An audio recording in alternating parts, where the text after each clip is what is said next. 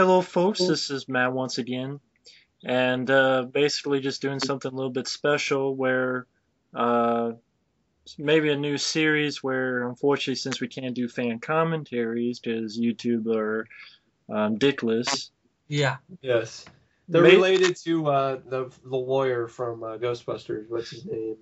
and What? basically we're going to Peck. talk Yeah, about Philip Peck. some in-depth reviews Hmm. on a certain film, sort of dot the I's and T's, sort of our Good, three bad, three crazy uh, guys take on. whatever, And really. this is going to be hopefully an ongoing thing. And of course, I'm joined with. How y'all doing, folks? And it's me once again, Efree. And we'll talk about a very special movie here. And we're also joined with. Yo, it's a Communications, and yep. So it's really too bad that YouTube has to do this. No more commentaries, but Just hey, sad. I mean, it's bullshit. But like I said, YouTube has no dick. no crotch, man. Just like William Atherton in Ghostbusters. The character he played, that is. Peck, yeah. Heck, yeah. So, of course, this is on John Carpenter's The The Thing. Thing. Yes, No, not we're not talking. We have yet to see the prequel.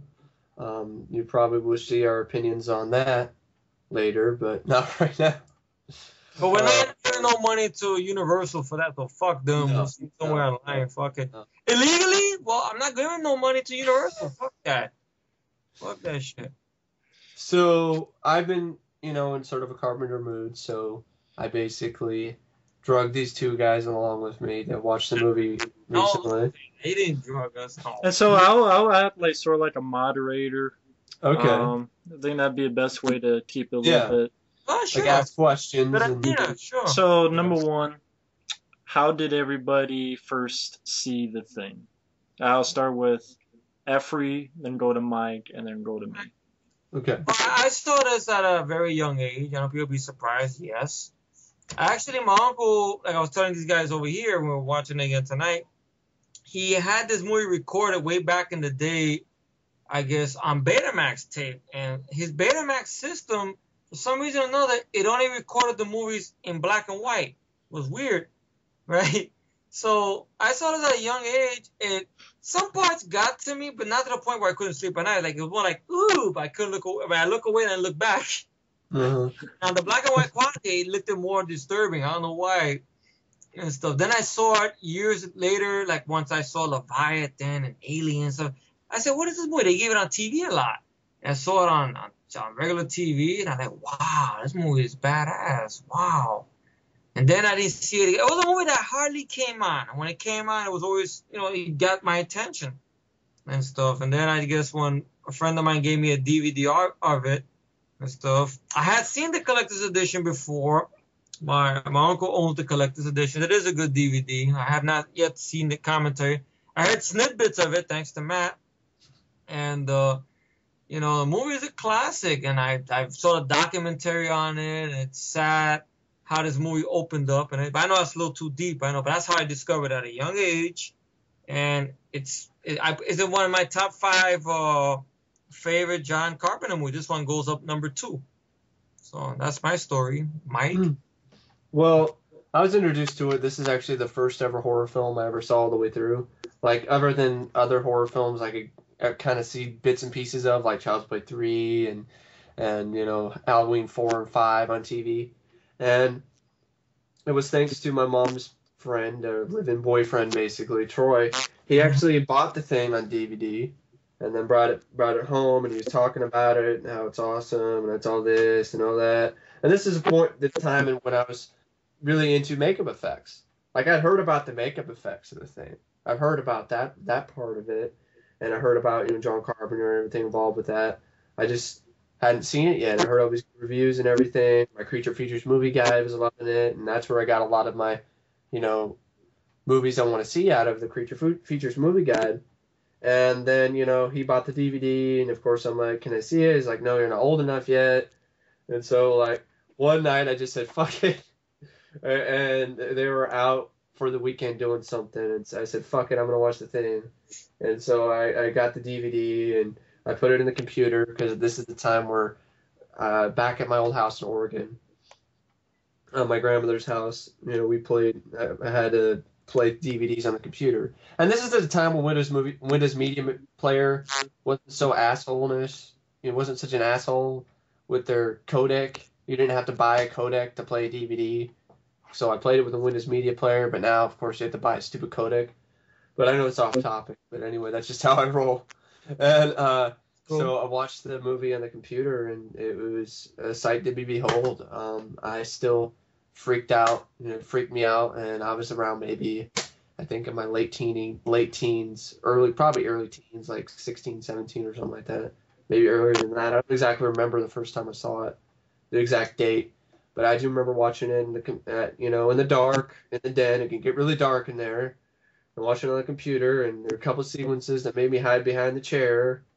And I fell in love with the movie ever since. Like and also another way I was introduced to the film was through a monster movie book. I checked out a library a lot, and they talked about The Thing, and that's the first I heard about it was through that book. And think about it, I'm like 9, 10, maybe 11 years old, checking out this monster movie book.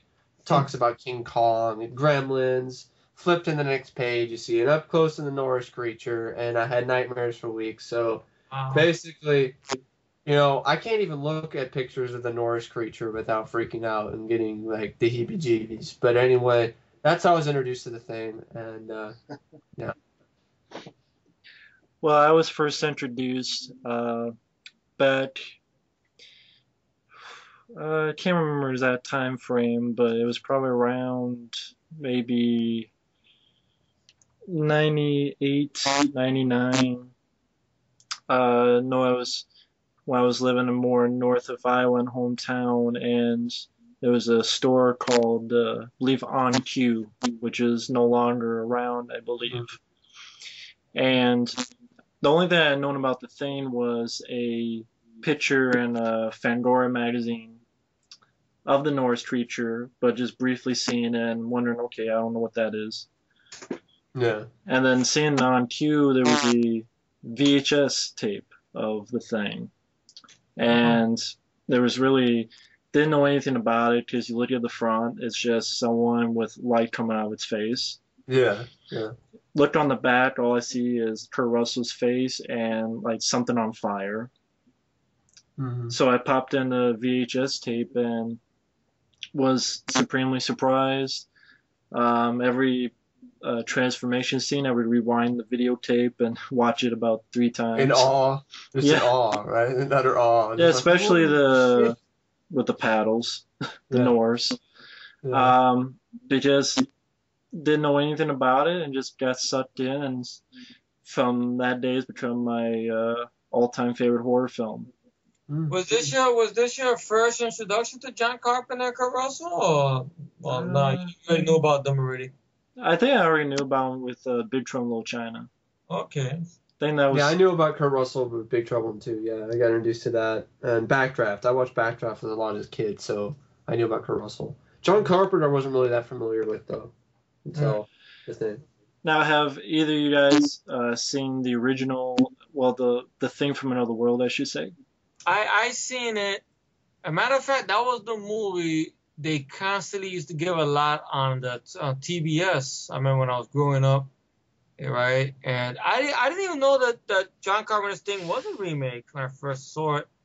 And I looked at this one, I'm like, okay, my uncle told me, look, and I seen the way the title sequence is like, wait a minute, it looks almost like that. Is it going to be as nasty? My uncle goes, no. And I looked at it there, I'm like, all right. I see they bring out It's going to be H.G. Lewis's The Thing. Herschel Gordon Lewis's version of The Thing from Another World from back in the 60s. Yeah, it was just amazing. I looked at it there. I mean, in a B-movie type of way, it was nice. Okay, this guy, I always thought he kind of reminded me of Lurch from Addams Family. Yeah, James Arness. Yeah, James Arness. I feel like Lurch from Addams Family for some reason. He made me think of that.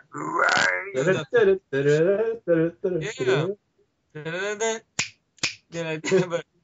it has its fun to it and everything like that. I could watch it. It was good, I didn't think, whatever, but I think out of one of the older films like that, the black and white ones, Thing from Another World was a fun watch. and stuff. You can see why a lot of creature features would take from that and stuff. Okay, I know he's a killer carrot man, but I go for it and everything. But that one. How about you, Mike? Did you see that one? Well, it's funny, like, at the library, I used to volunteer at the library. My grandma still volunteers at the library, and I go to the library every now and then when I was growing up. Of course, that's how I checked out the Monster movie book. And I think I checked out The Thing from Another World one time and watched it. And I don't remember too much about it, except maybe some sequences with the spaceship sticking out of the ice. It sort of looks like a shark fin. And the finale where they electrocute the thing, the Carrot Man. But, I look at it as, I haven't seen it in a while, so I can't really honestly give my best opinion on it.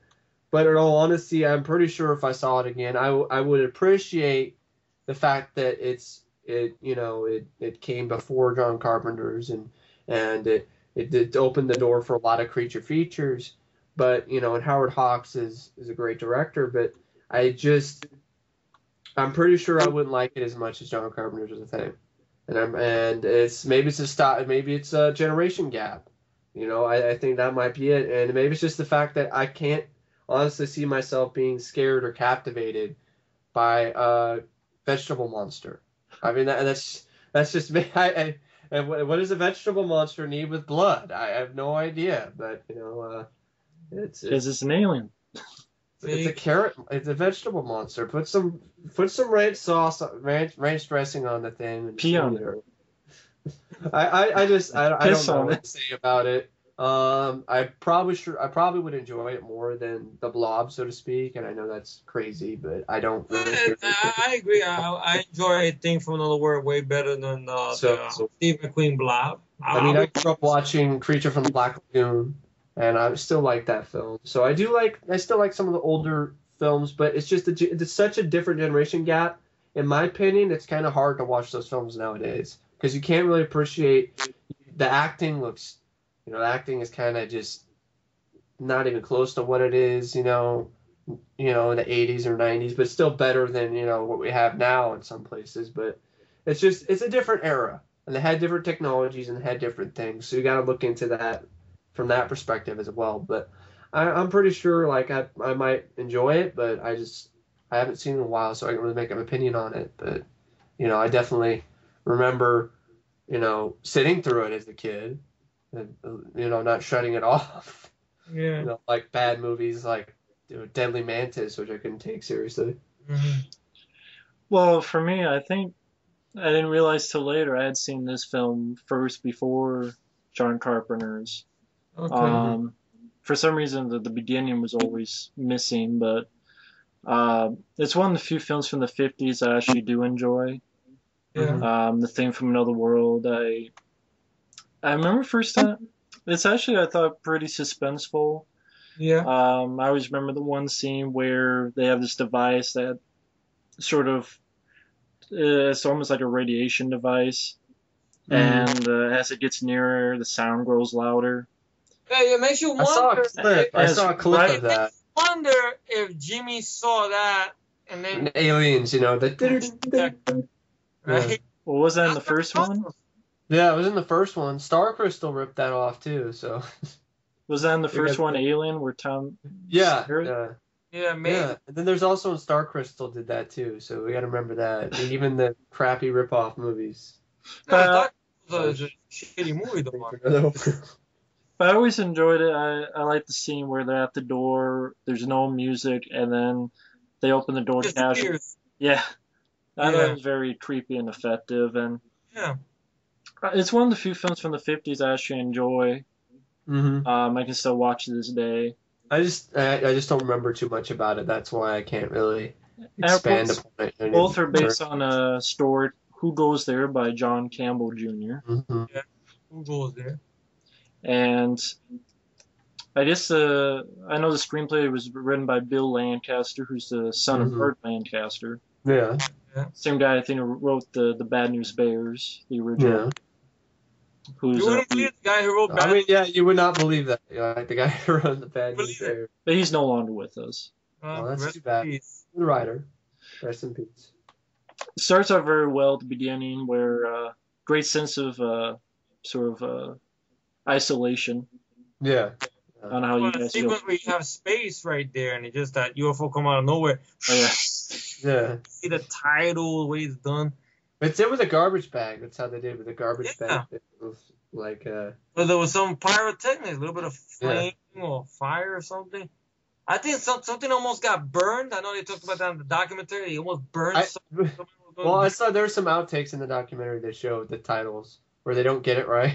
Yeah, they almost got a couple of They're times. trying to burn it. It like doesn't finish the thing part. It goes that it. You're like, damn it! I have to do it again. And try to get the to see the thing. And it's actually the same technique they used for the original, the thing from another world. It's exactly the same technique. Exactly.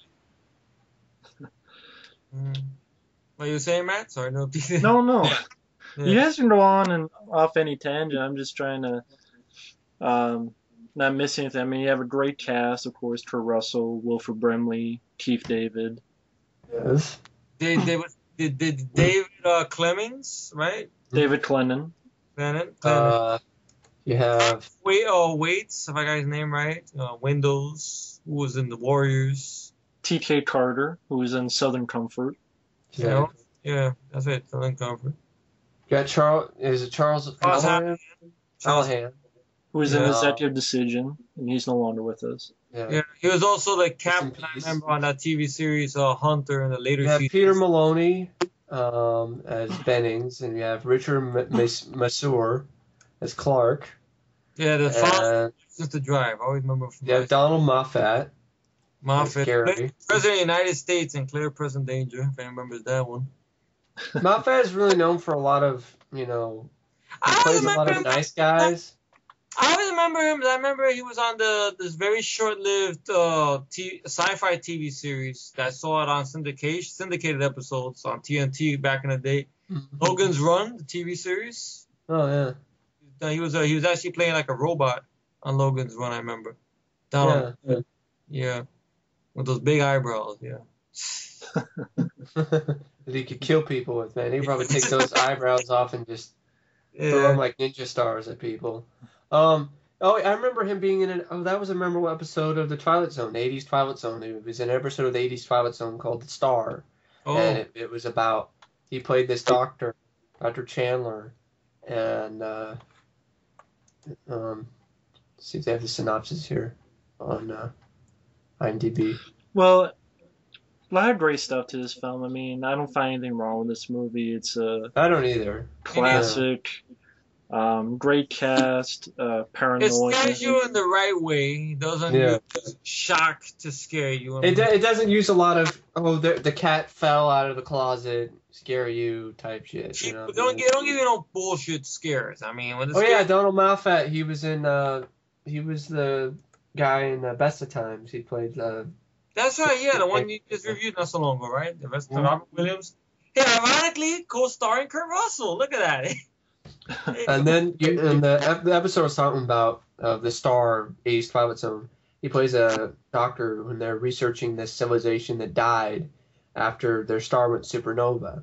Mm-hmm. And of course, the twist is it's Earth. So it's actually a pretty good episode. Mm-hmm. Well acted and good performance by Donald Moffat. But the film starts off in 1982. Yeah, this research station. Antarctica. These two Norwegians. Yeah, Sweden. They're not Swedes, man. They're Norwegians. Okay. We don't know what they're saying, but that's okay. It's one not of them is actually played by Larry Franco, who was Kurt Russell's brother-in-law. Huh. Really? Yeah. Franco's one of them? Yeah. And one guy fucks up like, whoops. Shit! I don't know how he does that. He pulls a pin of a grenade. Because they're chasing the dog, and it slips out of his hands, and he's like, "Oh shit!" Boom. Yeah, the pilot blows up along with the helicopter, and then Donald Moffat, just takes the 44. Of course, they're trying to shoot this dog. They're flying around in the helicopter trying to shoot this husky. So imagine if you're watching this for the first time, probably. You'd probably be like, "What the? Why the fuck are they shooting a dog?" Right? Yeah. You're probably like, "What? Why?" Well, I know John Carpenter in his commentary says there's sort of first part of his Apocalypse trilogy, like this, Yeah. Prince of Darkness, and In the Mouth of And Madness. Mouth of Madness, yeah. That there's sort of that idea of how it's They don't really potentially. connect, so I don't. Well, it's like the three films he made that are kind of apocalyptic. Yeah, exactly. Yeah. Could be end of the world. Uh-huh. And you feel it in the opening, like with Ennio Morricone's score. Yeah. Yeah. Very simple but effective. I don't know how It's you one of guys the feel. best scores, in my opinion, What's strange about this? ever made on cinema, because it's a score that can work by itself. There are Yeah. some scores that just really don't work by themselves. You can listen to them and it's just, if you don't put anything to it, it doesn't work as well. So, but this is one of the scores you could listen to. If you hear this score like in the background somewhere, and it can creep you out. Like literally, like just walking around, you hear that score, you're probably wondering what the fuck is going on. Mhm. So it's really subtle. It's subtle, but it works. It's not overbearing. It's not Hans Zimmer. It's not trying to be a Hans Zimmer type Inception score, Mhm. and it really works that way. It's very subtle, and I like just Hans Zimmer. it creeps in your ears. It creeps inside your ears. I like Hans Zimmer's. Yeah, I like Hans Zimmer too. I like Hans Zimmer too, but I mean that score wouldn't work for this film. That's your Batman 8. Da-dun, da-dun, da-dun. That's your Chris Nolan 8. But like I was saying, what's strange about this movie, right?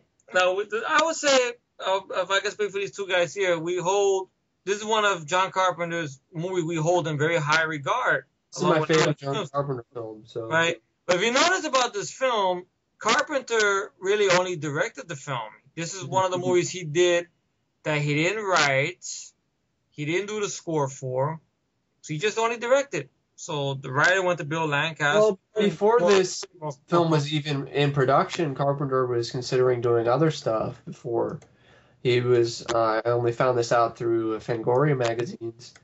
He was thinking about doing projects like the unknown project at the time, which we figure out later is Philadelphia Experiment.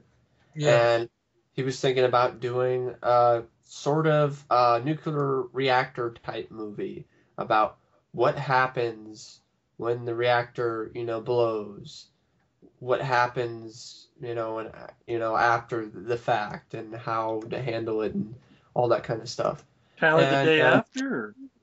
Well, mixed with the China Syndrome?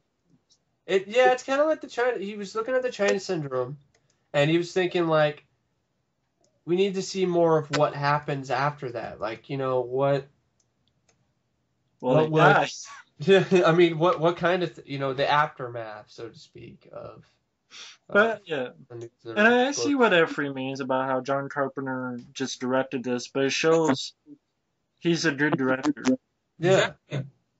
And the mood, the atmosphere, the camera work. He was at the top of his game, Yeah. And for people, in The Fog, in a way, was sort of disappointment to people.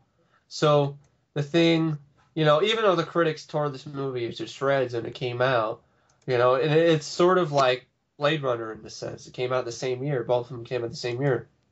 Nobody really liked these movies critically, critics-wise when they came out. But John Carpenter, I mean, he got so much hate for this film. It's almost sad to hear about him. The point.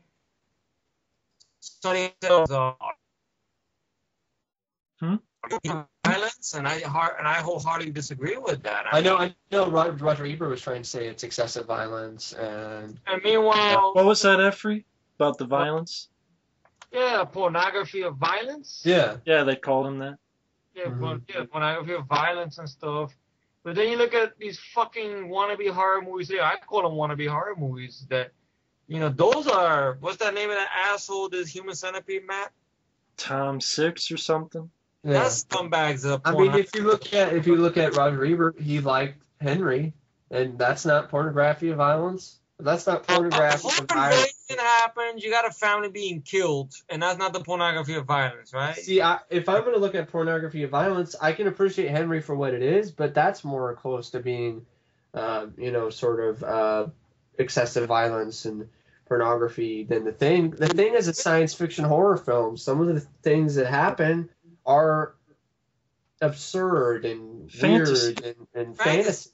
Exactly. So I don't see how that could be considered on the same vein as Henry or or Maniac. NMP. And Roger Ebert is slobbering all over Henry, and it's just Yeah. not trying to call the thing. I don't take the guy seriously anyway. He gave Speed 2 the 2 thumbs up, so hey. Well, I don't what listen thoughts about that, Matt? How they say that when this movie came out, how it got all that flack and everything.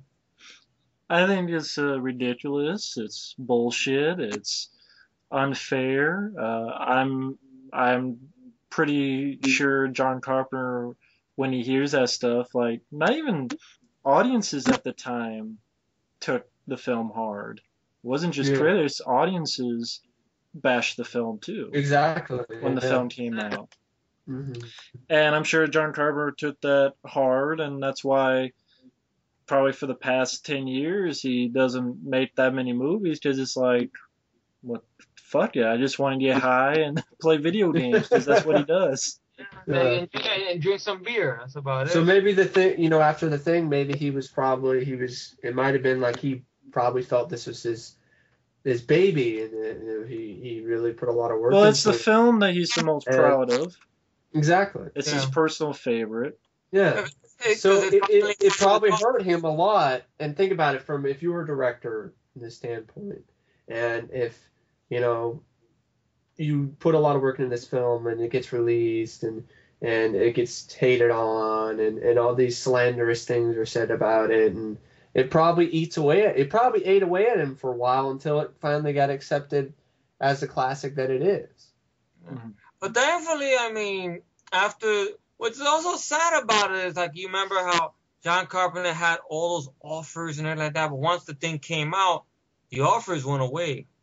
Yeah. So it was like, by Hollywood society, he was kind of looked down on, which is sad.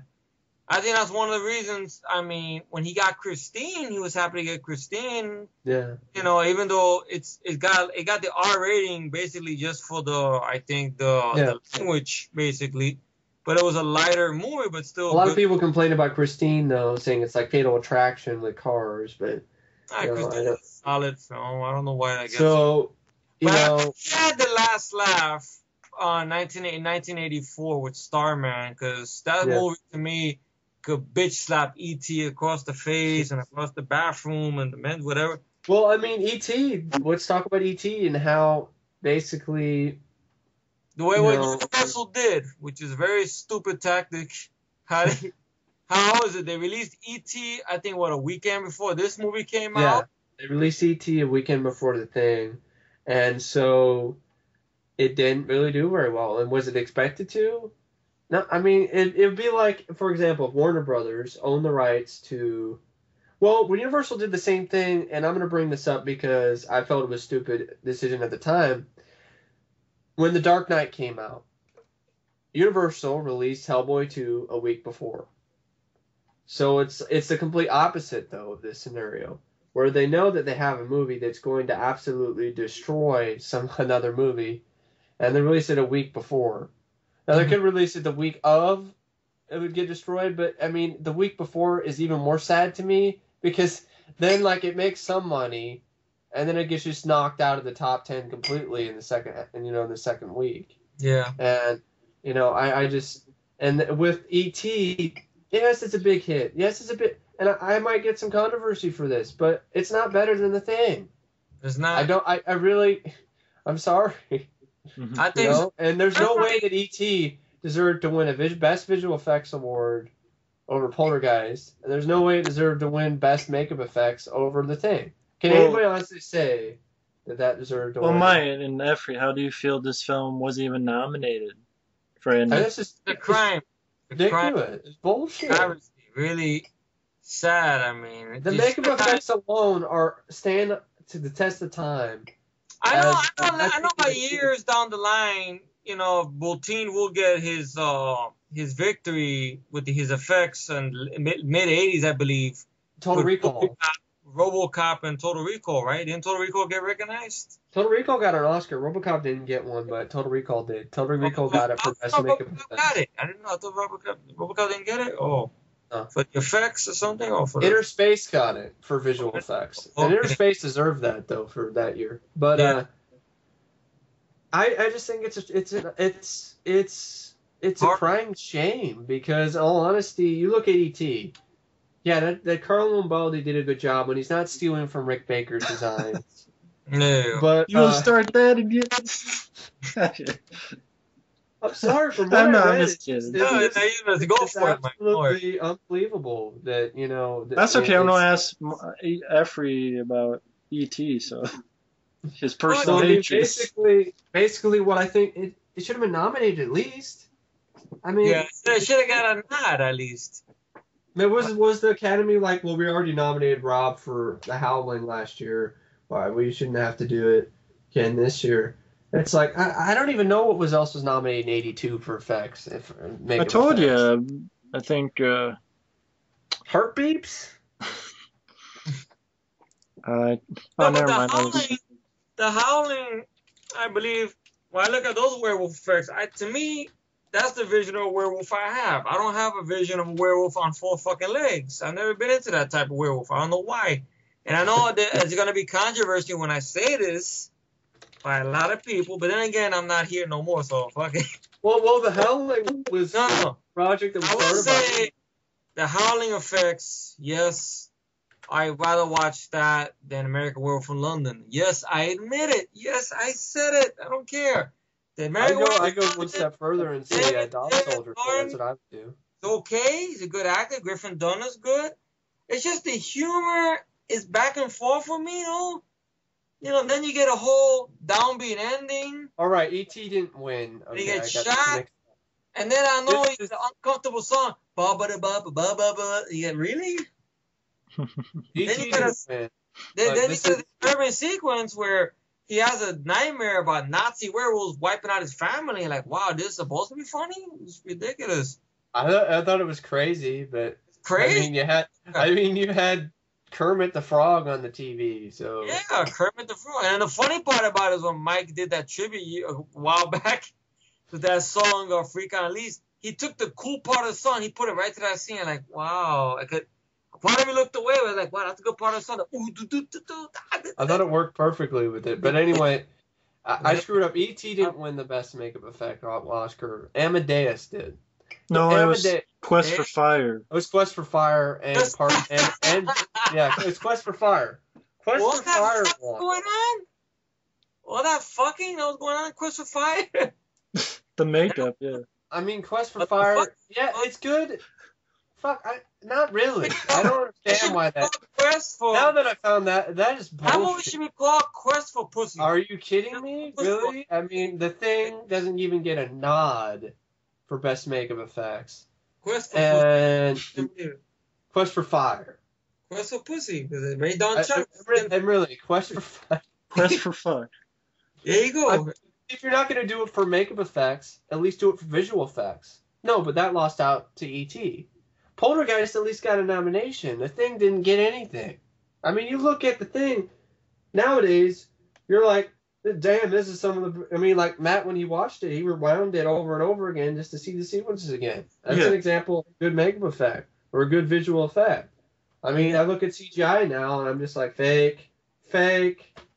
Well, I think they're the best makeup effects I've ever seen. I mean, even... Yeah, I agree. Yeah? Just wait. Even when I hear about how they made it, I still watch and go, I still don't get how they made it, and I like that. Yeah. I still think it's the best special effects in movie history, in my opinion, to me. I agree. Yeah. And, I mean, because he creates something out of nothing. Rob Bottin was asked to do something, create a creature. One quick thing, Efree's hate for E.T. because they're like a personal... Well, it's just what it is. I don't know. Everybody lost their brain. I mean, I don't want to say lost their brain. I mean, everybody cried all over America. Well, it's a beautiful movie. I look at the movie. I never cried. Let me explain this whole thing. I looked at the movie as a kid when I saw it on VHS tape. I'm like, that. I think I saw it at a younger age. I don't remember if it was a movie theater or what. Maybe I was really young. For some reason, E.T. on the big screen scared me a lot. And that's funny that I got scared of a alien No. with a giant finger. You got scared of Gleeborp the retard? Really? Gleeborp the retard. All right, let I me hear get this. that, One finger. right? I get scared of that, but yet something with legs, a severed head with legs coming out of it didn't scare the shit out of me. So you Because gotta know E.T. was a pedophile. who. E.T. Oh, that's crazy. He's looking for Well, he's little also a kids. cross-dresser. He was also cross-dressed. Well, he's cross-dressing pedophile. Okay? well, A E.T. cross-dressing alien pedophile. E.T. is an adult chasing a kid with a finger. That glows in the dark. And So he's eating Reese's Pieces too. and he's drinking beer, getting drunk, so he's a pedophile. So Yeah. Oh, he's also I guess dresses he'll up be on like he also dresses up like a girl. So he's for cross-dressing. people out alien there, pedophile. stay tuned for next episode of To Catch a Predator. Starring E.T. Yeah. E.T. Eddie Torres. Torres, the extra testicle. That's his. But that's why E.T. That's his real got name. me. It never got me. I mean, I looked at it. I was scared of it at a young age, but then when I saw it older and stuff, I You're was like, I'm Christ. I was scared, but it's it's not that it was crap. Like, I think, but what is this really? I mean, okay, you got Henry Thomas, you got Drew Barrymore. Good performances, good acting. I still don't understand how he But got I- flies at the end. How does his bike fly? Like, E.T. used the power of his finger to make a glow, and then flew. So hide your children, because I don't buy it. is coming out. Yeah. The E.T. has magic powers now. He has power over gravity. I don't. It's his. Exactly it. It's his extra testicle has the power. That's why he has extra testicle for the. That's where the power juices is in. I've watched it. That's where the battery juices is. I never. I've watched it a pretty good amount of times. I like E.T., but the Thing I like much more. Yeah, but real quick on E.T., I watched it, pretty good a lot of times as a kid. And I liked it all right, and then I read, the greatest sci-fi story in movies never made. Then I found out the reason why E.T. was made because of a better, more awesome idea was basically torn apart. Basically Steven Spielberg just decided to take a shit on it and Night Sky. fuck Columbia Pictures and fuck Rick Baker. And then I find out that E.T. is the reason why, and I just can't look at E.T. the same way ever again. Because I'm all like, well, that's the movie that he was going to do another one that would be more awesome with killer aliens cornering a family in a farmhouse. One of them was a simpleton, kind of dumb, retard type. I don't mean to use that word, but simpleton type alien. Well, you used it anyway, so too late. Yeah. And The Tropic Thunder. and when I found out about that story and how he royally fucked Rick Baker, he wanted Rick Baker to do the effects, and then he just stormed off. Oh, fuck you, Rick Baker! I'll take all your designs and. Yeah, the everything." family on the farmhouse that they pretty much use for critters. Yeah. And Also then Signs. Yeah, signs. Yeah. As well, yeah. I mean, I'm pretty sure Rick Baker could do an awesome group of aliens, and we haven't seen Rick Baker do aliens. Yet. Men in Black. Men in Black, okay. And I think he got something for that, didn't he? For Men in Yeah. Black? Well, So what were you saying, Efree? You were going to say something? Yeah, that E.T. never got me, and my beef with E.T. is that, when I found out how E.T. came out and how John Carpenter got this unjust hate, I didn't like E.T. really. I mean, I looked at it when I saw it when I was a little bit older. I didn't get scared of it or nothing, but like, okay, now what? Alright, it took off. But then when I found out John Carpenter did Starman to shut everybody up, and I think if I measure Starman with E.T., and I saw that again a couple of months ago, Starman is a good fucking movie. I mean, at times it draws me in more to E.T. So E.T. gave Carpenter the glowing middle finger. Yeah, which he didn't deserve, and it's sad. Like the man just made a fucking movie. His atmosphere, the scare, in the right way. I come to this motherfucker, Six, whatever his name is, that son of a bitch, with his Human Centipede sequel, with multiple people being sold together and barbed wire dicks. Fuck him. Well, I think. And, this movie scares you in the right way without being mean-spirited. Yeah. With atmosphere, with acting, with great effects, amazing effects by Rob Bottin. And Starman, when John Carpenter did Starman, it drew me in the right way. It had a better score to it. Jeff Bridges, I think, he got a nod, right? Or a Golden Globe for his performance. Nominated for an Oscar. Okay, so he got that. And I believe the guy who did the score for that, he got something. So, but just by having John Carpenter's name in Starman, he got respect.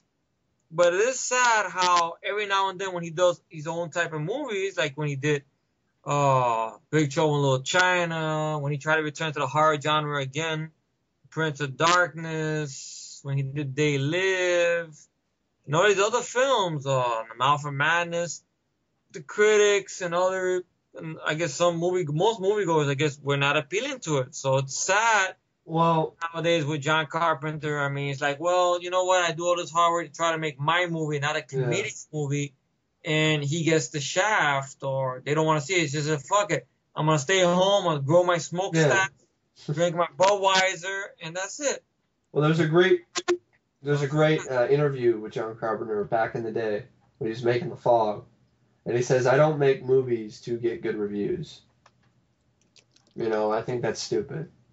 So, you know, in a way, you know, I admire that, because it's like he's not doing it just for get good reviews and critical acclaim. He's doing it, you know, to support his vision and to do what he wants to do. And, you know, basically with E.T., out of honesty, I think it's overrated, and I'd rather watch Short Circuit. And, you know, and just the story behind it that I found out, I don't appreciate the film anymore.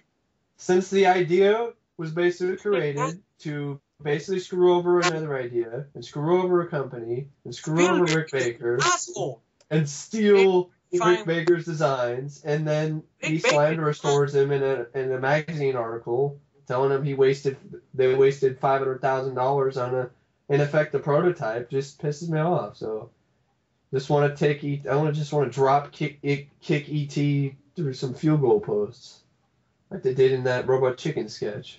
You gotta be careful though. He's dangerous with that glowing finger though. That's the only thing. He might come and grab you. Stay away from my ass. Stay away from my ass. Remind me of that episode of Family Guy when Peter went to that physical. He said the guy assaulted him, and he's changing the TV trying to take the mind off, and you see E.T. with the glowing finger. The one thing I can you know give E.T. praise for is keeping Reese's Pieces alive, because Reese's Pieces weren't doing very well. And then E.T. came out, and that's the reason why Reese's Pieces are still made today. So I will give it that. I never been a fan of them. I would love favorite game. But anyway, the thing, you know, it's too bad audiences didn't react to it. Now, audiences react to Blade Runner either, and understandably. But years later, it gets that acclaim. It became a cult classic. It became... It found its audience. People... Yeah, and I'm glad it found its audience, like, you know, Monster Squad and Night of the Creeps and cult classics like that. And I don't really like to call the thing a cult classic. I don't really like to call it that. That's a classic, pretty much, period. It's a classic that just was not respected.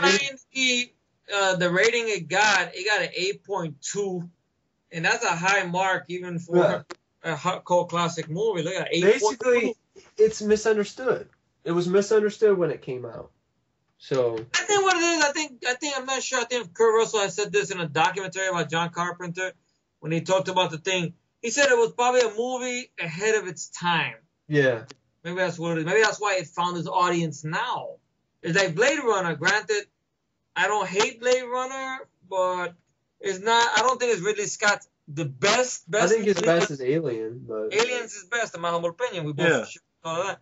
Matt, I guess, agrees on that. But I guess.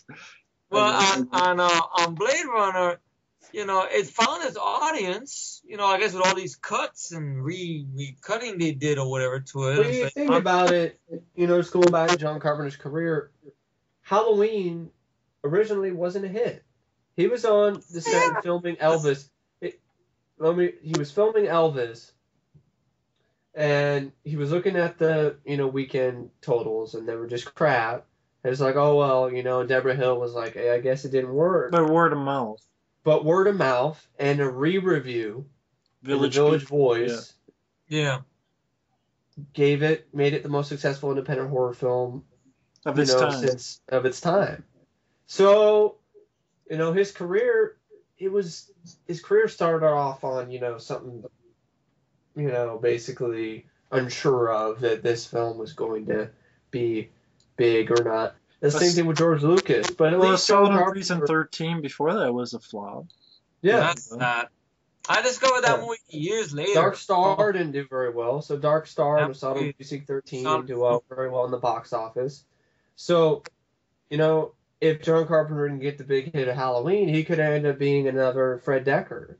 Fred Decker had two ambitious, good cult films, and Night of the Creeps and Monster Squad didn't do very well in the box office. Then he ended up doing RoboCop 3, and then his career, for some reason, is over. But Well, if you see RoboCop thought- 3, you know why. you know why, but I don't agree that that's. He I can know, do I- better than that. I don't think it's such a cardinal sin that he doesn't deserve another chance to direct a horror film, because that's out of his genre. He's not used to doing sci-fi action films. Yeah, He's not doing a lot of horror films. it was a bad So- call, Decker. Bad idea. It's a big mistake. So it's I'm glad Carpenter had the success of Halloween, because then he was able to expand his horizons and do things like The Fog and Thin. And I even like Ghosts of Mars. I haven't seen The Ward, but Ghost of Mars I enjoy a lot. I I do haven't seen- too. I haven't seen The Ward yet, his new one, or that one he's working on right now, based on a comic book. But I just think The Thing, I'm glad it found its audience, and it's just a great film that on honesty does deserve the praise it gets. It's not overrated. It deserves its type, I feel. Well, you think about the effect scenes. If you go through each one, you have the first one with the dogs. Stan Yeah. Winston. Which I think Stan Winston was just up and coming at the time. When Yeah. He just got done doing effects for that movie Watcher in the Woods on Disney. And what he did about some that of one the that you like, effects. Dead and Buried? I think that one you like. Yeah, where- he did some effects for that. Yeah, Dead and Buried. yeah. That wasn't just him though. I think Tom Berman did some effects too for that. And I think also he did some effects for Heartbeeps. And that's a terrible movie, but good robot effects, Stan. So that's when, basically he's an up and coming guy. He really wasn't the big thing he is now. Stan Winston, I think his breakthrough, or at least the one that got him a little bit noticed, was the Terminator, which that was the first R-rated movie I was introduced to, folks, by the way, at a young age. The I think what Terminator. really brought him to the forefront was Aliens, in all honesty. But as I'm saying, Terminator got him his foot in the door, but Yeah. Aliens made him sign his own checks now. When he got Aliens, when Aliens the Queen. That's how we give Jimmy a big fuck you, Jimmy, when he starts talking shit about, I wish the Queen was CGI. That's a big See, fuck. at least John Carpenter isn't like, I wish all the effects in the thing were CGI. No, he's not. He's not a big fan of using CGI. Even if you look at Ghosts of Mars, Yeah. a lot of it's like model work and stuff. Yeah. And I like that, Yeah. because, bringing up the Thing prequel, you Or just look at the or you trailer. look at vampires, like when the Yeah. guy split in half, Yeah. and Yeah. I miss Brad. it's not like Fright Night remake. Yeah. Terrible CGI crap fest. It's just, the thing, in my opinion, is the effects in that film are a work of art to me. They're beautiful in their own right. And I'm not trying to say, oh, beautiful. Really, in a way, they are. Because, Well, in that scene alone, you have this flower thing, and I didn't Yeah. know that for the longest time. It's actually a bunch of dog tons yeah. stitched together in a circle. Uh-huh. Yeah. So, like, you notice things like that, and that's the cool thing about this monster. It can be anything. Yeah. Yeah. So the imagination grows. And the fact that Robo Team was able to do this and the budget for this film is not really that high. If I remember 15 correctly. million total. I mean, $15 million, folks. Try that today. Pre-make is you know. 35. Yeah. And it's shittier. Yeah. Yeah. I'm psyched, folks. They're doing homages to the effects by Robotine. Teeth fillings. CGI. Yeah. Teeth fillings! Right. You'll know later. I mean, I'm Yeah. psyched. Yeah, we're all psychic because we. We predicted it was gonna suck, and it probably it's gonna suck. Just like we predicted Nightmare on Elm Street remake was gonna suck, and it sucked. It's like you have the Nora scene with the paddles. Exactly. Excellent scene. Yeah, good sequence. Yeah. That effect to this day, I mean, you can just look at a picture, it freaks me out. Like, give me a CGI picture, I'll just be like, fake. Not one time in this movie I'm like, fake. But that's what yeah. I miss about films is, you knew you were watching a movie and that thing, but a lot of it was realistic. A lot of it was there. You had effects, you had real makeup effects, you had real things that they were interacting with. But one thing I hate is you see a lot of documentaries and a lot of films. Yeah. But we didn't have digital back then. I'm like, good. That's right. You're saying that as if it's a bad thing. Like, Exactly. I think someone on Nightmare on Elm Street, the original, was like, well, we didn't have digital back then, and some of them look a little bit rough. I know. Yeah, And that's a good thing. But I'm like, I don't understand what people say these CGI. I understand it's your opinion, but I don't see it. My eye doesn't see I it. don't understand it. I really don't understand. My little thing on the CGI is this. Use it for what it was intended to be used. To help enhance the stuff you can't do. Repeat, stuff you cannot do with practical. Don't replace it like apparently. Don't replace it. Don't. I mean, that's what they're doing now. Makeup effects, and I hate to say this, and I think this is utter bullshit that this is happening, but it is. Getting obsolete. It's becoming obsolete and taken over by crappy sci-fi channel CGI. And you can't tell me the economy, folks, because in the 80s, these films like Reanimator, Evil Dead 2, they were micro budget. Reanimator was made on a, nothing budget. Day of the Dead. That's another one that when it came out, it caught a lot of shit. Day of the Dead, yeah. Day of the Dead is another one that caught a lot of shit. And the effect, I think that's what, I'll be bold enough to say, that's my favorite Tom Savini effects. Next to the effects of Friday 13 Part 4, just amazing. He did his research for that one. He looked up medical books and stuff and tried to make it realistic possible. He had a big fucking crew with him. He had a very young Craig Nicotero. He had Howard Berger. I'm not sure if Yeager was working with him at that time, but he had everybody. He even had people from other special effects shop that knew of him, that he invited over. You see, I'm not trying to bash people who do CGI effects. If there's anybody on here that does CGI, whatever, and supports it, okay, it's fine.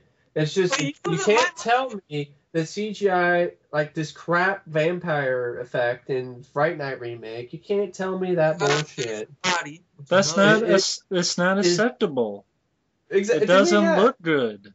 No. I mean, Day of the Dead, like Efree was saying, this would cost $3 million. And it's a not-rated movie. And folks, even if it's budget, even if it's because of the time, multiply that by, say, 5. Yeah. That's $15 million. And that's cheap for these studios. Exactly. Cheap. I mean, if the pre-make cost $35 million, which is double what the thing was, this thing, it's, you can't tell me it's the economy. It's people don't want to do it because they're lazy. They just want to sit behind a computer, hire some computer CGI guy to just type in some whatever. And I'm not saying, you're not as artistic of your CGI, but in a way I am. You're not really an artist when you're creating something out of numbers and algorithms or whatever the fuck it is, how you make a CGI creation. I mean, so the whole thing, good. You guys make a good point there. Good role there on that, Mike. Yeah, but the whole thing with that is when CGI was first conceived, it was okay to help enhance. That's what it was supposed to be for, enhancing, not to replace. Yeah. Well, now to the point it replaced. Yeah, I thought it was meant to do the impossible. Yeah, for example, some of the first early CGI was in Last Starfighter. Yes, they probably could have done models with that, but that was fine.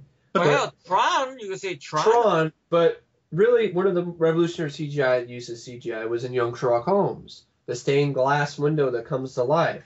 How are you going to do that? Other than in animation so they did that with CGI. and the Abyss. Oh, The yeah. Abyss with what's that word I'm trying to think of? Pseudopod Pseudopod. and Willow. And they were trying to do that with just models, but it just wasn't working. Tron, So Willow. Willow used that with the morphing Hell, technique. T2, the liquid And T2 metal. with the T1000. That's stuff that doesn't exist. Yeah. Now it's stuff like vampires. It's like you could do that with practical effects. It's a big fact in Fright Night, in the original Fright Night. I'm very psychic right now. I have a feeling somebody's gonna leave a comment down below and say, "Oh, it's because of the MPAA. That's why they're using CGI. They can get away with the R rating and stuff. If it's practical, it'll get unrated." Bullshit, my dick. Because there's been practical effects movies which still, even though it gets gutted by MPAA, it's still able to make an attempt to be in the theater. Hostel. It's because of MPAA. Hostel. Yeah, Hostel has The Saw films have some practical effects. Not all of it is CGI, but it's getting that way more and more CGI. But I'm just saying, when it comes to what I was talking about, the art thing, yes, you're an artist. Yes, you can create things with computers and stuff. I'm not saying that. What I'm saying is you're not hands-on. You're not as hands-on as the makeup effects artists who have to use their actual hand. They actually have to mold things. The Hills Have Eyes remake. Create stuff out of, latex and stuff. The Hills Have Eyes remake. Even Yeah. the problematic Hills Have Eyes 2, the 2007 one, Yeah. that's practical effect, even though the practical effect isn't on par with the 2006 movie, but that's practical effects. Even Jeepers Creepers at a point, Even though the director is a fucking douchebag for you, Yeah. but the movie's got practical effects. Yeah. At least, but the only thing that's CGI, I think, is the wings. That's about it. That's okay. In my opinion, that could work. Fine. You need it for wings, obviously. Okay, but and with the thing prequel or pre-make or back to a reboot, it's like, why are you hiring Tom Alec and Woodward Jr., who are basically, Alec Gillis and Tom Woodward Jr. Tom Alec. Duh. Alec Baldwin. I'm like, who's Tom Alec? I don't know who that person is. Tom Woodruff and Alec Gillis. Yeah. Are you sure? All right. Who were Stan Winston's proteges? He worked. Stan Botine and Rob Winston. Okay. They were his proteges, and I think I don't know who's running Stan Winston Studios right now. I think they are. So they get hired for the Thing prequel, just do one effect or something. That's bullshit. I know they fucked up and didn't do that great in AVP. Okay. All right. They could do better. But in all honesty, I'll take that any day over CGI. Because the bottom line of CGI, in my opinion, is not advanced to the point enough where I think it's real. I look at it and I just scream fake at the screen, and I'm taken completely out of the film. I agree. Yeah, I second that. And what's great about this film, like, the effects are beautiful. Yeah. But that's not the only thing good with this movie. Exactly. Characters. It's not just an effect film. I've seen movies like that where Characters. yeah, it's got good makeup effects, but the characters suck. Solid acting by everybody, even the dog. Realistic characters. These characters you buy. I would say right over here. I mean, I'm stealing this. There's a little user review. I'm not gonna read the whole thing. I'm just gonna put the title the review says on the Thing 1982 film. Intelligent splatter. Yeah. Which I agree. I mean, it's a splatter movie, yes. It has good creature effects, but it's intelligent because with actors, with tone, with score. And this is I believe, the third collaboration with Kurt Russell and John Carpenter. And, John Carpenter, I got to give a lot of praise as well, because he went to bat a lot for Kurt Russell. For Escape from New York. So basically, folks, if it wasn't for John Carpenter lobbying for Kurt Russell, we wouldn't have Kurt fucking Russell now. Fucking Russell, that's right. Pork Chop Express, Gabriel Cash. Yeah.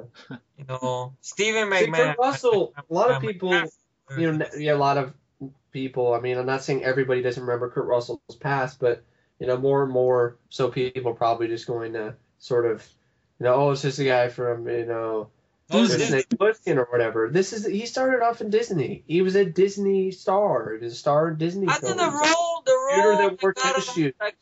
I think the role that got him away from Disney was a little TV movie, which he played a very good creepy performance, and he didn't have to say nothing. Yeah, that was the what is it called again? He played the shooter on the tower. Yeah, the tower. I'm not sure the name of it. I think it was called the Tower. I think just called the Tower. I think. Was it called the Tower, Matt? I think it was the Tower. Yeah. But, but really, what got him out? John Carpenter. He first sought out for Elvis. In the Elvis TV movie, and then he got him for Snake Plissken, and then we have the Thing, and the Thing. The characters, what strikes me out is they seem like normal guys. They don't seem like and it's you have fun with them. I mean, they have a sense of humor. It's like this movie has its own sense of humor, its own vibe.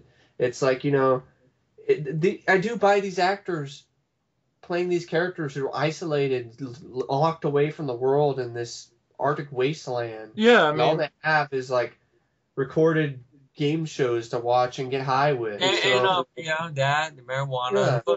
Yeah. Creating that good sequence. Kurt Russell, where he's playing on the computer chess, and the voice of the computer is actually Adrian Barbeau. Yeah. And he looks at it and he just checkmate he puts his Jack Daniels scotch down the fucking thing, goes bitch. Cheating bitch. Yeah. So, well, it was called the Deadly Tower. The Deadly Tower on Charles Whitman. I was close. Yeah. Close. But yeah, I mean, performance. Everybody, Wilford Brimley's doctor. He creeps me out. Wilford Brimley with the mustache. Yeah, without the mustache, yeah. Well, I mean, without the mustache, he's creepy, but with the mustache, with like Photoshop, he's creepy. But all I'm saying is, Wilford Brimley without the mustache, for some reason, because you don't see him without the mustache very often. Pretty much. So this movie, I think about it. He's creepy. His performance, even in the sequence where he's just basically begging McReady just to let him out, creeped me out for some reason. Well, he's got a noose. Yeah, he's got a noose inside his shack. So you're like, fuck, this guy's... Watch Clark. This guy's wonky. Hear me. Watch him close to hear me. So hear me. It's weird how he's like, watch Clark. Watch him close to hear me. Yeah. That's because... remember, they did dope him up. Yeah. I think he was the Thing, and that's why he wanted to be let out. And that's why he has the noose. Yeah. Maybe, but that's another thing. I mean, the cast. I mean, Richard Masur as who's close to the dogs, and he's kind of the first one. And actually, find in the documentary, he really is close to like those dogs. Yeah. He's a dog guy, so he was actually really close to the dogs. I like Richard Masur in real life. Masur as an actor. I remember seeing Masur. Yeah, Richard Masur. Father and License to Drive. And many other stuff he's done. You're grounded. Of course, Chief David, the child. Yeah, Chief David from The Child, who was also in They Live, right? Yeah, good actor. He was also very known, if any fans of that 90s cartoon, Todd McFarlane's Spawn on HBO. He played the voice of Al Simmons, Spawn himself. Did a great job. David, I prefer that HBO cartoon, over any incarnation. Yeah, because it's very violent, and it goes into very dark territory, stuff. I know Michael Jai wanted to make his movie darker, but I guess that's another episode. But this movie, I mean, Keith David did a good job. I like the guy Palmer, what's that? Clennon. David Clennon. Look, they're dropping out of the sky like flies, and he's smoking a thing. Sure, I'll take you up. Forget it, Palmer. Thanks for thinking about it, though. He fights with windows all the time, which Windows we laugh at pretty much because whenever you see a movie where a guy's being yelled at to do something, he's trying to do something, we say that's me. That's why. Yeah, it's Efree. Yeah, I mean, in Deep Star 6, Miguel Ferreira with Schneider, that's me. So, they're like this. Palmer has a good touch when he flips off, this guy with the lighter. Yeah. And of course, he has one of the best lines. You gotta be fucking kidding. And that's how that's the reaction I give to when I first heard about the Thing prequel, when I saw the trailer. I'm like, you gotta be fucking kidding. Well, the thing about it, folks, is it's an adult cast of adult actors. There's no teeny boppers or pretty boys or pretty girls. There's no girls. It's an all-male cast, which makes it stand out. Different.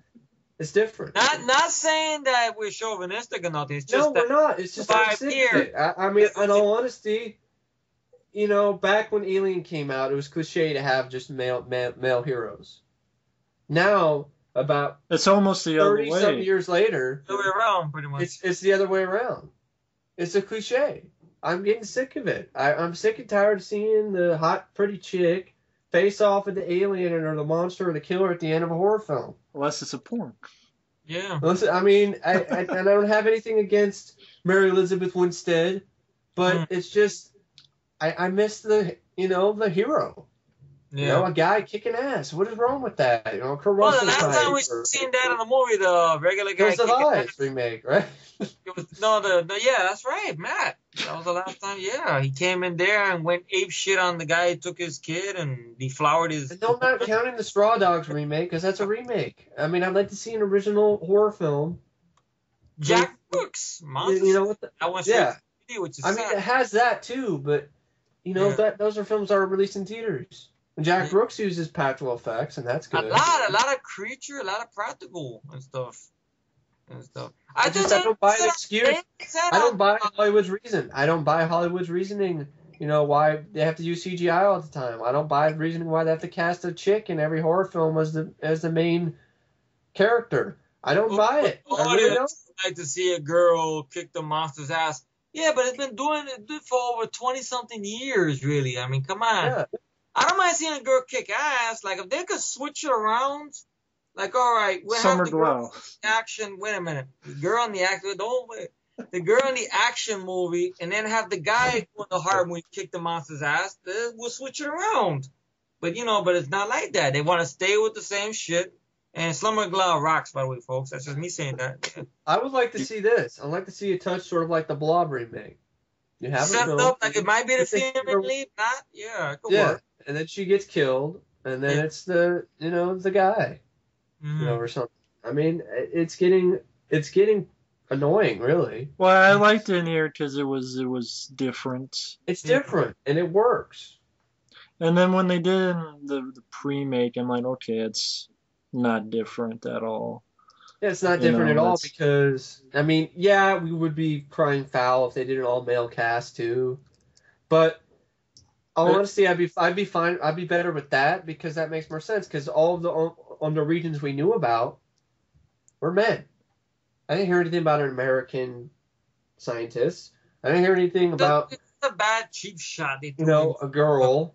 And they're probably all like, well, we need to relate to today's audiences. I think today's audiences are idiots, then. I don't understand. I'm not trying... I guess I am insulting today's audiences.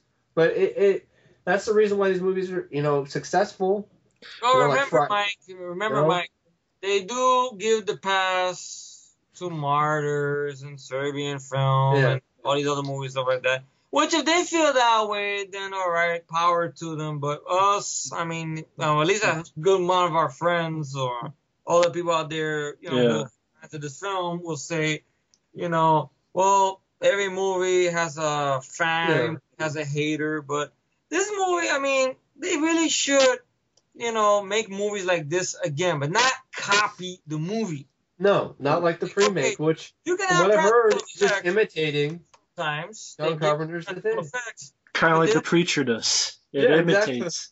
Exactly. It imitates perfectly. So the prequel is basically the thing. Imitation is basically the thing. But that was really great. That was another great thing about the movie is the idea, the story. You didn't know, like you were like, it could be anyone. Suspense. Like, who is it? Who is the thing? Is it you? Is it me? Is it McReady, Childs? Well, that's why the story was called "Who Goes There," because exactly.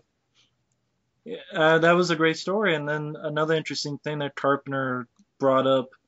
This was a time that something was coming up called AIDS. Yeah. And it was kind of a similar thing where you don't know who has this. Yeah. Thing no one knew about. And it was paranoia and all that stuff. Yeah. And how do you check? Yeah. A blood test. Mm-hmm. Which you have that great suspenseful scene, which first time what really helps. Yeah. First time I saw it was very suspenseful. Yeah. The fucking blood comes out. it makes that sound effect. Like, wow, it's something crazy. Yeah. Which, from what I understand, the pre-made instead they use teeth fillings. So that means doctor. That means they're gonna get Corbin Burns gonna come What in. if you don't have teeth fillings? I don't know. I any haven't seen the teeth film fillings. yet. Corbin I Burns. don't have any teeth fillings. So how that? See, that way of You're the testing makes thing, then. sense. Mike, you're the thing. You have no feelings. I don't know. I Well, haven't seen the movie yet. no, if I have no feelings, it just means I take care of my teeth. I don't have to have any cavities filled. Oh god. But this movie is a classic, and I was saying earlier before, Jack Brooks' Monster Slayer on the featurette, they mention actually the thing in early movies. They used a lot of practical creature effects. I think they mentioned Evil Dead 2, which I think when that came out, that wasn't a hit, was it? When it came out, Evil Dead 2, that was a movie that found the audience over the years as well, right? I think it It was was made for Evil Dead. I think it was a little hit. Wasn't The like first a, one. Yeah. The first one wasn't a hit. Yeah. So I think they were little hits. I mean, they weren't. yeah. They were pretty cheap. You're pretty down and dirty, which I'm afraid most people don't do that today. They don't do down and dirty. I mean, you got people that try to do it, but what's sad is I've seen they some don't down get such dirty, a low release. budget ones, but they're just terrible. I mean, I got to be honest. There's a flip side of that. Yeah. You got to have filmmakers who can do it with a low budget, but I want them to know what they're doing. And don't want feeders they're doing as well. or Curse of the Blue Shits. Yeah, I'm talking to you, you fucking hack director. So. Because sometimes they do practical effects, but what happens is the movie's no good. And I can throw some out there. Gutterball, Mutilator, I Spit on Your Grave. I heard even the remake is just worse. Yeah. All Martyrs, that's practical effect, but that's not a good movie. I can throw in the movie The Power from the 80s. It's got good effects, but the idea is silly. So it's kind of hard to be afraid of the film. Same thing with The Keep. The Keep has good effects. Mm-hmm. Kind of looks silly. Project Metal Beast. Project Metal Beast, good effects, but a shitty movie. Shitty movie. Yeah. Mike's favorite. Yeah. Really. That was a movie that me and Matt saw months ago that you should look up sometime, Mike. Shakma! I got that. I downloaded off Froggy. I'll watch it sometime. Yeah, Shakma! But, basically, there's a flip side of that. And then there's also low budget, crap fest like Feeders, where they have their low budget. And, I wouldn't have a problem. I know you have a low budget. But what we're saying here is having a low budget is no excuse to not make a good movie. Because there are a lot of instances of low budget films that are really good. Yes. Yes. So. And just some random facts for people out there. Donald Pleasance was the original choice for Wilford Brimley's role. But because of a scheduling conflict, he wasn't able to do it. And it'll be his third collaboration at that time with John Carpenter. He will work with John Carpenter again with Prince of Darkness. That's a movie that has a lot of crazy. Was it a scheduling conflict with Halloween 2? Because it came out, Halloween 2 came out 81. Unless he was working on that documentary, Terror in the Isles, that came out 82, didn't it? Yeah, he was filming that documentary, which I don't know how much filming time it's going to take. I don't know why that would be on the special features of Halloween 2. There's nothing behind the scenes on Halloween 2. Well, he says he has a bunch of other films, like he was doing Alone in the Dark. Oh, Alone in the Dark. Yeah, that's a great film. Yes. That's a good film, though. Yeah, that was a good one for you, man. Jack Shoulder directing, Dwight Schultz. That wasn't a very big budget either. No. Yeah. So. The film was originally banned when released in Finland. For some reason. Yeah. It would make sense banned in Norway. Would it make you Norwegian look bad? Oh, sorry, Norwegian. Sorry, my mistake. Of course, John Carpenter is a big fan because he saw the thing from Another World in Halloween. Yeah. On the TV. Yeah. And then Rob Zombie ripped that off and put it in Rob Zombie's remake. I was hoping, like, when I saw Rob Zombie's Halloween on the big screen, that instead of seeing the thing from Another World, John Carpenter's the thing. it'd be John Carpenter's thing they'd be watching, which make more sense. Yeah. They do that shit and everything. But John Carpenter said one time in an interview, like when he was talking about Halloween, he was talking about this movie. He said it was the Native American folk story about the terror outside, the outside trying to get in. That was what he did with Halloween. And then he remembered there was another folk story he heard of the terror inside an individual. So that's where you get The Thing, I guess. So I guess was it The Fog? I know it was something like that. Was the way he said it The made more Thing. sense. Yeah, The Thing, I guess. And stuff like the terror outside and terror inside, the This- old Native American folk tales. There's Yeah, well, this- the terror out there, like outside Yeah. your door, and then there's the terror in here in the same Yeah. room with you. Yeah, well, the thing exactly. is basically more like the book Who Goes There than Thing from Another World is. Oh, this will be interesting for you, Mike. The original choice of composer for this film was Jerry Goldsmith, but he passed, and Ennio Morricone did it. Ironically, Jerry Goldsmith will go on to score Leviathan. And Poltergeist. Well, Jerry Goldsmith is one of my all-time favorite Yeah. movie He scores. did the score for the Rambo, well, at least for the first. Because the reason why he's my all-time favorite composer is because, may he rest in peace, because Rest in peace, Jerry. none of his scores sound the same. He always does a different He's on score the for everything. There you go. You know, he's not Alan Silvestri. Alan Silvestri I like a lot. I mean, he's not James Horner, who copies. But I the like score. James Horner, but I like him too, I understand. but he just copies his score over and over again. He's not as good as Jerry Goldsmith, in my opinion. Because Jerry Goldsmith, he did different things for everything. He did. You're talking about Commando in 48 Hours. Yeah. With James Both Horner. sound exactly the same. That's why. Oh, it says here Nick Nolte turned down the role of McCready, as did Jeff Bridges. Wow. Think maybe Jeff Bridges waited was like, man, I should. That's why he did Starman, maybe. That's why he just started. Yeah. But Nick Nolte as McCready, I could see him doing it. Because, Nick Nolte sound like, he drinks Come a on, lot. Reggie. Come on, Reggie. Are you the thing, Reggie? Are you the thing, Reggie? Come on. Chas. You can't do that, Chas. I don't know. I'm glad Kurt Russell got it. I'll blow the whole place up, Childs. Blow it up. And the film doesn't have much humor, but the little bits it does really work.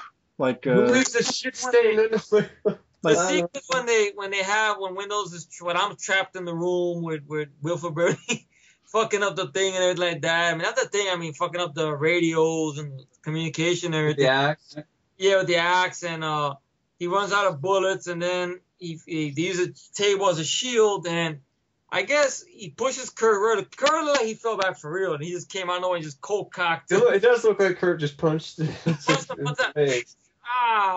And then you see the other guy come out from behind and goes, "Nice shot, McCready." He falls back, so it makes you wonder if he got poisoned. well, then you also have the scene after Efree gets killed. Yeah. When the character Windows gets killed. Great fire effect because his actual guy on fire. Yeah, it's not CGI. And they finished the blood test, and Donald Moffat still tied up. And he's like, when you have the time, I like not to spend the rest of this winter tied to this fucking couch. You have bits of humor, but not a lot, which It's works. handled better, though. It's handled good. Sometimes I've had movies like this where you have too much humor, where you can't take the film seriously, so you don't know if it's horror or a comedy. And like the example, Invaders from Mars, Toby Hooper's Invaders from Mars is a perfect example of that. Is this a horror film, or is it a comedy? And it doesn't figure out what it wants to be. The Thing does figure out what it wants to be. It's not trying to be a comedy. It's just trying to give some moments of levity, which That's interesting really helps thing the film about and its entertainment value. that's the interesting thing about the Thing, because if you're the Thing, do you know you're the Thing, That's true. or does it imitate you so perfectly that you don't even You know. have no you idea. don't know? Yeah. That's kind of cool. Yeah. Good idea. Exactly. It's like it is the ultimate alien terror to me, because it's not a chest burster. It's not an alien running around. It Could be you or anybody. could be you or anybody. I think what works about it is the paranoia. Yeah, Of course, then people would bring up Invasion of the Body Snatchers. yeah, but there's a way to tell they have no emotion. Here, Exactly. though, it imitates you perfectly, even the emotion. Yeah. You can't tell. You can tell with body snatchers just if they have no emotion or if they scream Yeah. like Donald Sutherland. Yeah. Or whatever. But here, it's perfectly, and it's a cool idea. And then It's you don't have cheesy effects, Yeah. so you know that okay, this is a thing to deal with. It's Mhm. terrifying because it really is because there really is no escape. In all honesty, you can't really. I mean, you can escape from it. Yes, you can kill it or whatever. But if you don't figure out who it is, you're just going to be taken over. And then also the really scary part, and a really well done sequence is in the computer. Blair's looking up some stuff and he's looking at the organism and seeing what it's doing. And basically, what it does is assimilates things. And then he looks up what would happen if this reached Population. population. Yeah. And in a matter of not even months, right? It's like a month or two or something. Yeah, pretty The, quickly. Yeah. the whole world would be assimilated. The whole Exactly. world would be the thing. And you're wondering, like, well, would we know? It's sort of kind of like they live in the sense where, it would sort of be that type of world where no one would really know or because it just imitates us perfectly. So would we just live our lives like we always have? But See, strangely, that's an another, interesting thought there because it's just like it replaces you. yeah. What's weird about it is like you see these movies like 28 days later, 28 weeks later, and they talk about this thing with viruses and the Resident Evil films and yes, Doom, about this thing with viruses and stuff like that. And when you take these viruses, they always turn to zombies or infected or whatever you want to call them. But no one ever does the thing like this movie does here. That what if it's something like that? Like if you had a movie like this, I know you had the crazies, which once again deals with that thing where people just turning crazy and killing people. But Yeah. what if you had a thing like this that it got out into a town or a See, that's what I've neighborhood? always wanted to see was if they ever did a sequel, I It wanted could to see it happen. in a city. In the city. And the only way of recourse would probably be to nuke the place, maybe. But just You imagine know? how many firefights you would have. Yeah. Paranoia. Yeah. Mhm. Because just imagine, because you remember 28 weeks later, 20 days later, they come out of nowhere. It's either one or the other. They will eat you, they will beat the shit out of you, or they'll throw up on you to get you infected. It's one or the other. The Here, thing, these things, they will imitate you to a charm yeah. and just procreate or spread around, and that's it. You have a melting pot. Yeah. No, that to me would be more scary. I mean, granted, I don't mind 28 weeks later. I don't mind Dawn of the Dead remake. I know Because I think the thing is an idea that's scarier because it's not, and it's in the direction and the script is handled really well because it's sort of kind of like 10 little Indians, yeah. knocked off one by one. But what I'm thinking about is, Yes. what really stands out to me is the fact that it's not predictable. It's not like, hey, you already know who's the thing from, an amateur filmmaker would do something like that. And I'm not, and amateur is, I said amateur because people who start off usually, in all honesty, John Carpenter did Dark Star. I don't care for the film that much, but, I understand it's one of his first films, but it's kind of goofy. Student You look film. at Dark Star compared to, Then you look his at his other- next film, I saw in PG-13. That's great. yeah, and you're like, that's great, but you look at Dark Star and kind of, I've never and seen then- Dark Star. Me neither. and you look at, it's basically about a bunch of guys in space getting high. Fighting I the guess beach it's a ball really alien. It's a student film, right? Yeah, it's a student film. Yeah. But I mean, I've seen some filmmakers who start off with their debut, like Bob Clark with Children Don't Play with Dead Things, and it's just a boring movie.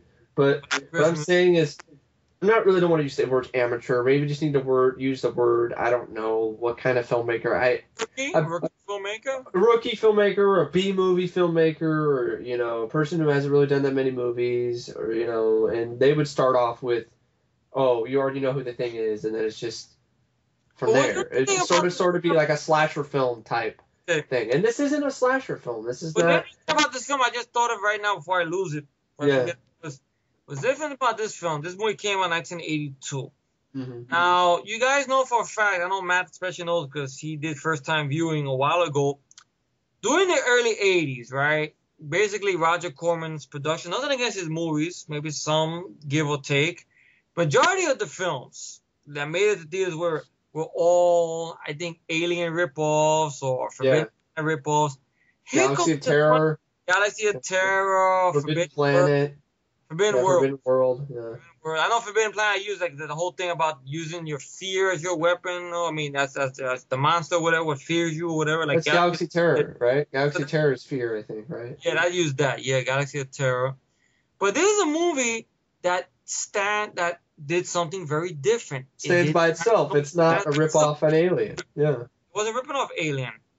You know, it wasn't popping out of somebody's chest like you said. It wasn't turning into a giant creature. I mean, granted, you get creature, but it's very different and very handled very competently. You know, And it's handled by the effects, the score. Yeah. acting. Ennio Morricone, who doesn't usually do horror films, but he did this. I think, is this his only horror film score? Because I don't remember him doing any other. I don't think so. I'm on IMDb now. Let me see if he did any other horror. I doubt it. He was basically known around the whole, you know. Good, the Bad, and Ugly. Good, the Bad, and Ugly. Wait, Mike, didn't he do your favorite, The Exorcist 2? Oh, great, yeah. That- Yeah, didn't he do that? Okay. I was just. Did he do that? He That's did terrible. the score for Robert De Niro's Wolf. You mean Oh, you mean Jack Nicholson? Whoops, Jack Nicholson. My mistake. I fucked up. Whoops, rewind. Also, yeah, Robert De- Wolf. Yeah, he did Wolf. With Yeah, he did Chad Wolf. Nicholson. I know, I'm all fucked up. Yeah. But usually, yeah, he does westerns. Yeah. But Yeah. I forgot he did Exorcist too. Well, that's a terrible score. Sorry, Ennio. I can't give you praise for that. For your da da da da. But this one is definitely influenced by John Carpenter. Yeah.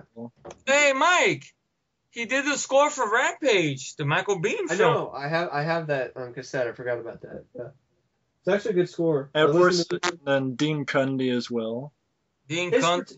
one of the best photographers in the business because He's worked with John Carpenter for a long time. Yeah. Even Halloween. he's really his camera work is genius to me because he can just create a mood with the camera. You know, not every cinematographer can do that. Seems like John Carpenter's a guy who likes to have a cinematographer. Yeah, And but there's some. But look at this. I mean, the guy's worked. These are the films he's worked on: Halloween, The Fog, Escape from New York, Halloween 2, Halloween 3, The Thing, Mhm. Psycho 2, DC Cab, Romancing the Stone, Back to the Future, Project X, Yeah. Big Trouble in Little China, Who Framed Roger Rabbit, Roadhouse, Mm-hmm. Nothing But Trouble, Hook, Jurassic Park, The Flintstones, Casper, Apollo 13. Let's see. I mean, that's a lot with Robert Zemeckis, Spielberg, Yeah. Ron Howard. I mean, Wow, he even did the cinematography for Garfield, man. Wow. I wasn't going to mention that. I was like, God, he went from The Thing to Garfield. And don't Well, I forget, mean, hey, you gotta earn a buck, right? wow. Yeah, you gotta earn a page. But yeah, I mean, still remember the scene where you think Keith David's character is at the door and it goes down the hallway in one shot and Yeah. turns the corner and the door's just open and he's gone. Very creepy. Yeah. Subtle. He did a lot of good shots for the film. He does a great job setting the mood, and you know, I'm not every cinematographer can do that. I mean, I've seen a lot of cinematographers who are just, you know, basically going with emotions with the direct. It seems like John Carpenter seems to let Dean Cundy put his own mark on the films. To me, you know, it doesn't seem like they go hand in hand, the two. It looks It doesn't beautiful. It doesn't seem like, you know, the director's like overpowered the cinematographer is like get out of here or something. Because I heard, yes, I know David Fincher didn't do very, you know, with Alien 3, but I also heard he was treating the cinematographer who was a legend supposedly in that frame like a complete tool. So. Oh, it looked you know, like on the features he would use them very like respectfully. Okay, maybe it was some other guy. I'm trying to remember who he was treating. I can't find it. I haven't seen it in a while.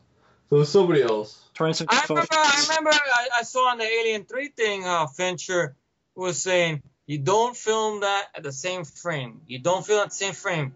You know, kind of like, you know, how an older person, not, you know, how he contradicts a little kid.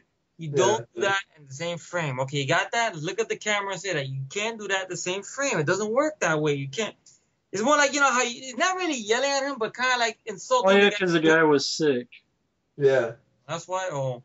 No, like the guy was like, he wanted to use him, but the guy had like, I think he had health problems. Oh yeah. Okay. Yeah. So he's like trying to help. Disregard what I said because I didn't do my research again. That's okay.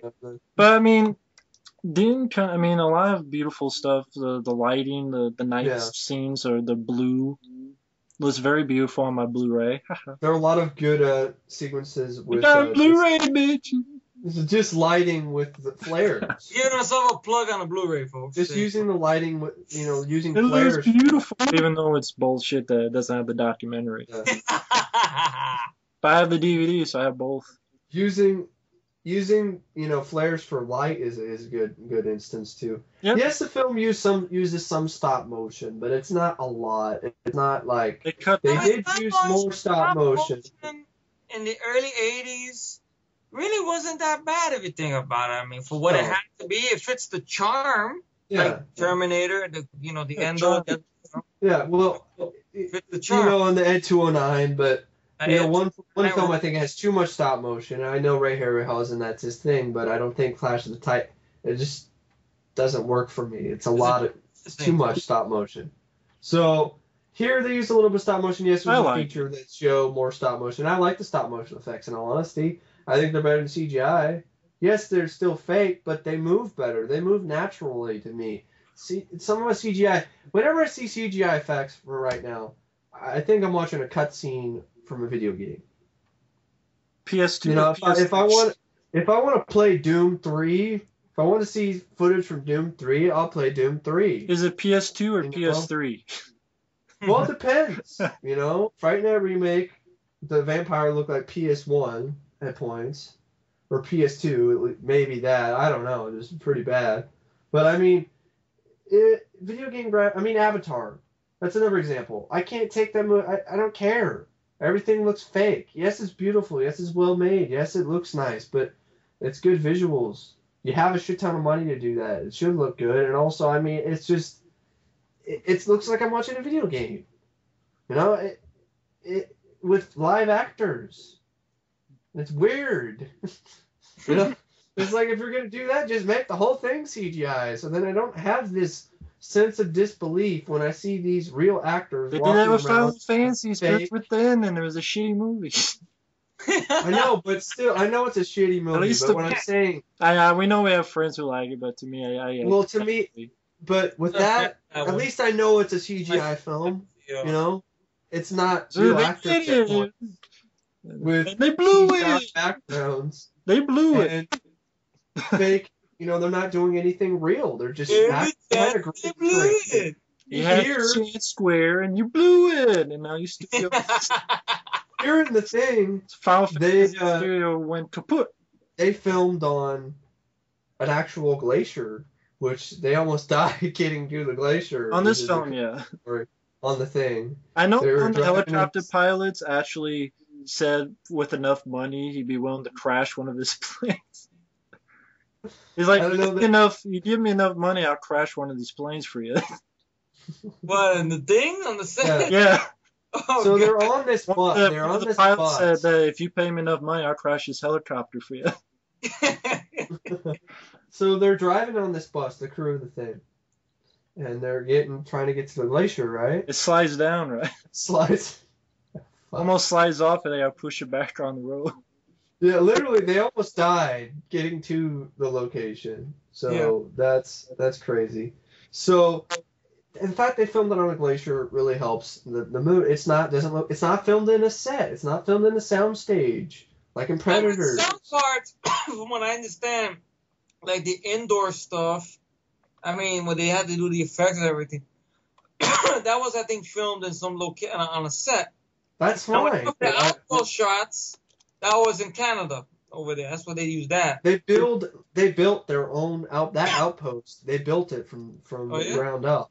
They actually built that outpost on that glacier. They built it. And when they had to blow it up, they were all like, "Oh man, was like Alright. Little House on the Prairie, the final episode. It blew me up. It's one of those films that has an ending that I didn't hate. Yeah. That's, of course, with Childs and Kurt Russell, and Yeah. before that, you have the one guy disappears. Yeah, Knowles. Well, it's explained in the book, and by Talk a little Alan bit Dean about Foster. those How two was it? things you were talking to us about how. Okay. Well, And I own the novelization of the thing. This is the first printing, which has a lame cover. I'd like to have the one with the cover with the. It's an early photo shoot of the poster art where they have a guy in the jacket, and there's a beam of light coming out of his face. But it's early poster art because it doesn't have the ice behind it. It's just like some guy just standing there in dark lighting or whatever with a glow. And the novel by Alan Dean Foster. Anyway, Alan Dean Foster, real quick, is one of the best authors when it came to writing novelizations. He still does it today. He did it for Transformers films. So he did novelizations for Outland and Alien and Aliens and Alien 3. Oh, cool. And I prefer to read Alien 3, the novel, over the movie. But They have pulse rifles in there? no. The Thing novel was one of the novelizations I had always wanted, and when I finally found it at Powell's, like online, I was like, I need it, begging my mom, please, like, take me over there.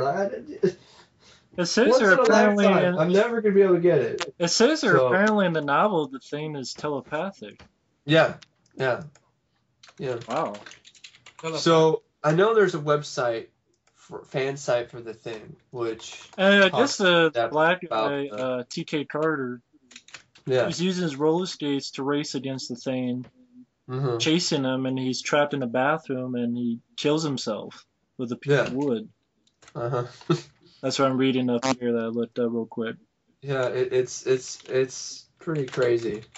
But So, the climax is very interesting. I don't know, was it McCready? well, there's also another sequence where they couldn't do this due to budget restraints, where in the novel they're going around on these snowmobiles, and what they're basically doing is It's here in one scene, the dogs, they don't run away from the thing, they attack it, and they become infected, run off, and McCready and Childs chase after it. To them. what they do is they chase after them on snowmobiles. And then the thing is under the ice. Yeah, So it's under the ice. Trying to and grab it's- them. Yeah, trying to grab him. I think it grabs a snowmobile and throws it around, and tendrils come out of the ice and stuff. And I think that'd be pretty cool.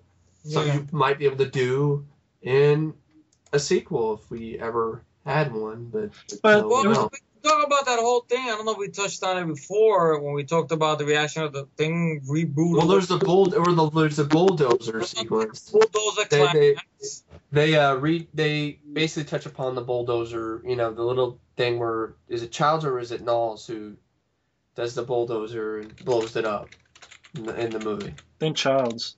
Childs.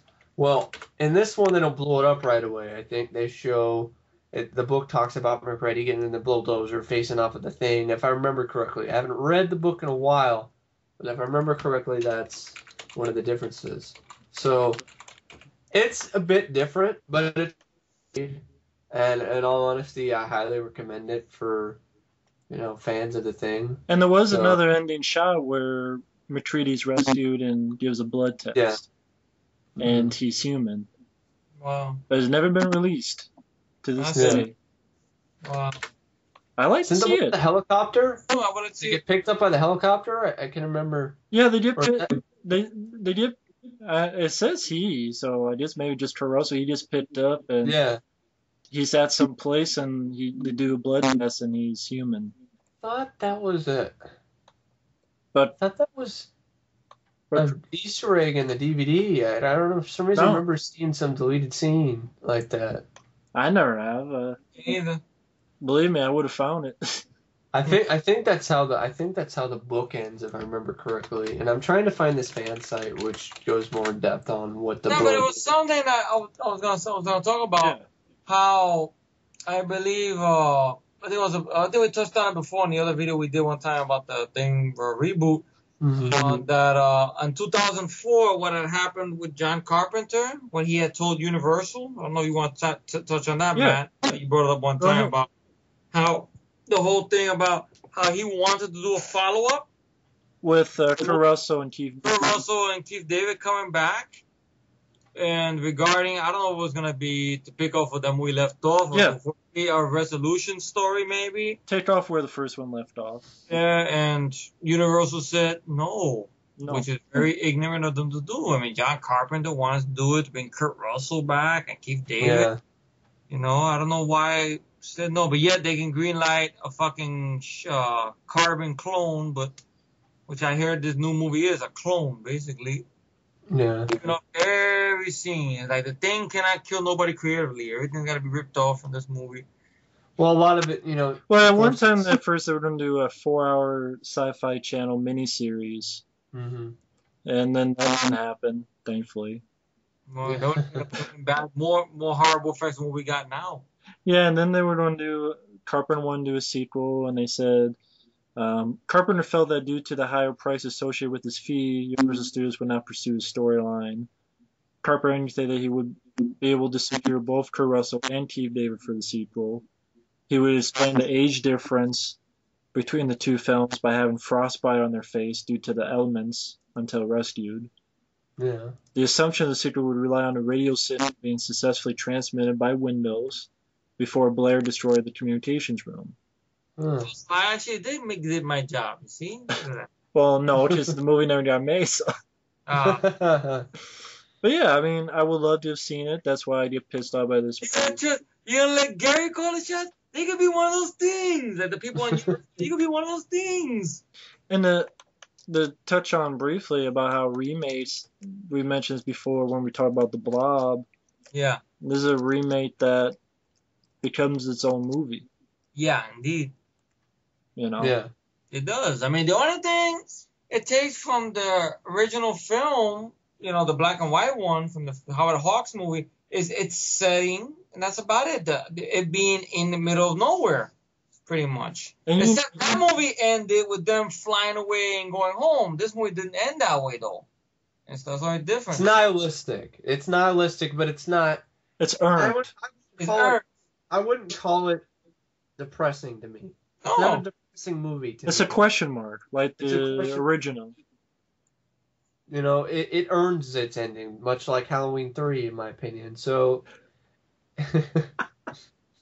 of course, we get no response from the other end. No, it's cool.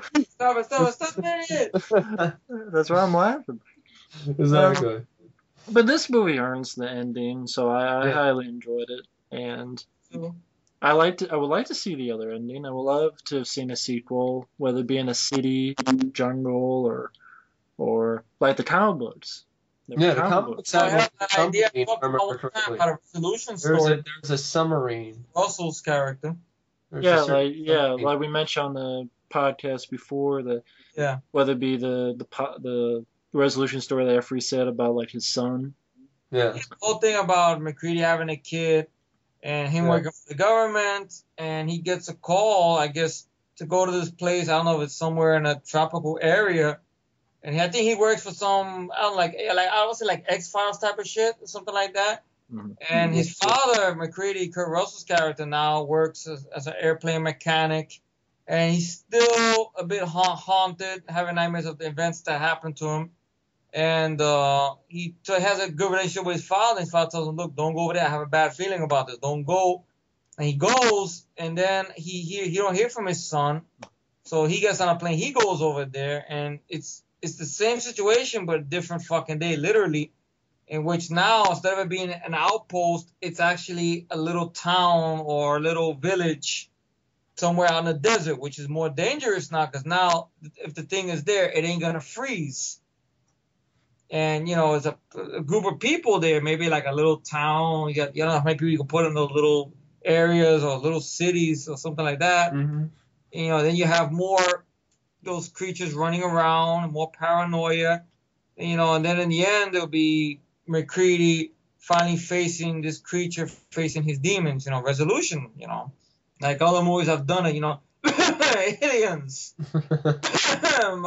H2O, like, you know, stuff like that, you know, and everything. That's just my idea, and I thought it'd be nice to get Kurt Russell back in there and John Carpenter directed. Well, the idea that I always had since I saw the film is sort of you get back to Kurt Russell, for example, explain what happened at the end, for example. What was he? And the answer is he's not the thing or something.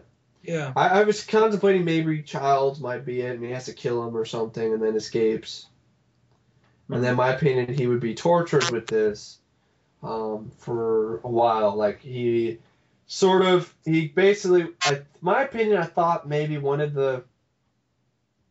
it takes place soon after, maybe Childs is the thing, but he escapes and he spreads the organism through the water supply. And McCready gets on a fast track back to the United States. Does he stop it by putting a grenade by a computer? No. Not attack force. No, nothing like that. I remember. Oh, God. The idea is basically he goes to the United States to warn people, and everyone's like, you're crazy. And so he gets locked up, and he basically he manages to find a way. Of course, what happens is he's not crazy, because I think he gets locked up either in an insane asylum or in prison. I'm trying to remember which one it was, but either or. And then he's not crazy because the thing actually, materializes itself in the place where he's held. And so he finds a way to get out and, fight back. And it takes. So there's a lot of damage, a lot of things to do. I thought there would be like more kind of walking things, sort of like the one you saw with Palmer, more of those types. The spider things too. Maybe there's one big giant version of the spider creature crawling around, fucking up this town and stuff. And I thought maybe in the ultimate nihilistic ending, and I understand, I don't know how else to kill the thing, so I thought, it's not a grenade, but a nuke, has to find figures a way to basically nuke half the United States, and they manage to survive, underground, that type of underground bunker sort of thing. And, I know it sounds silly. I know.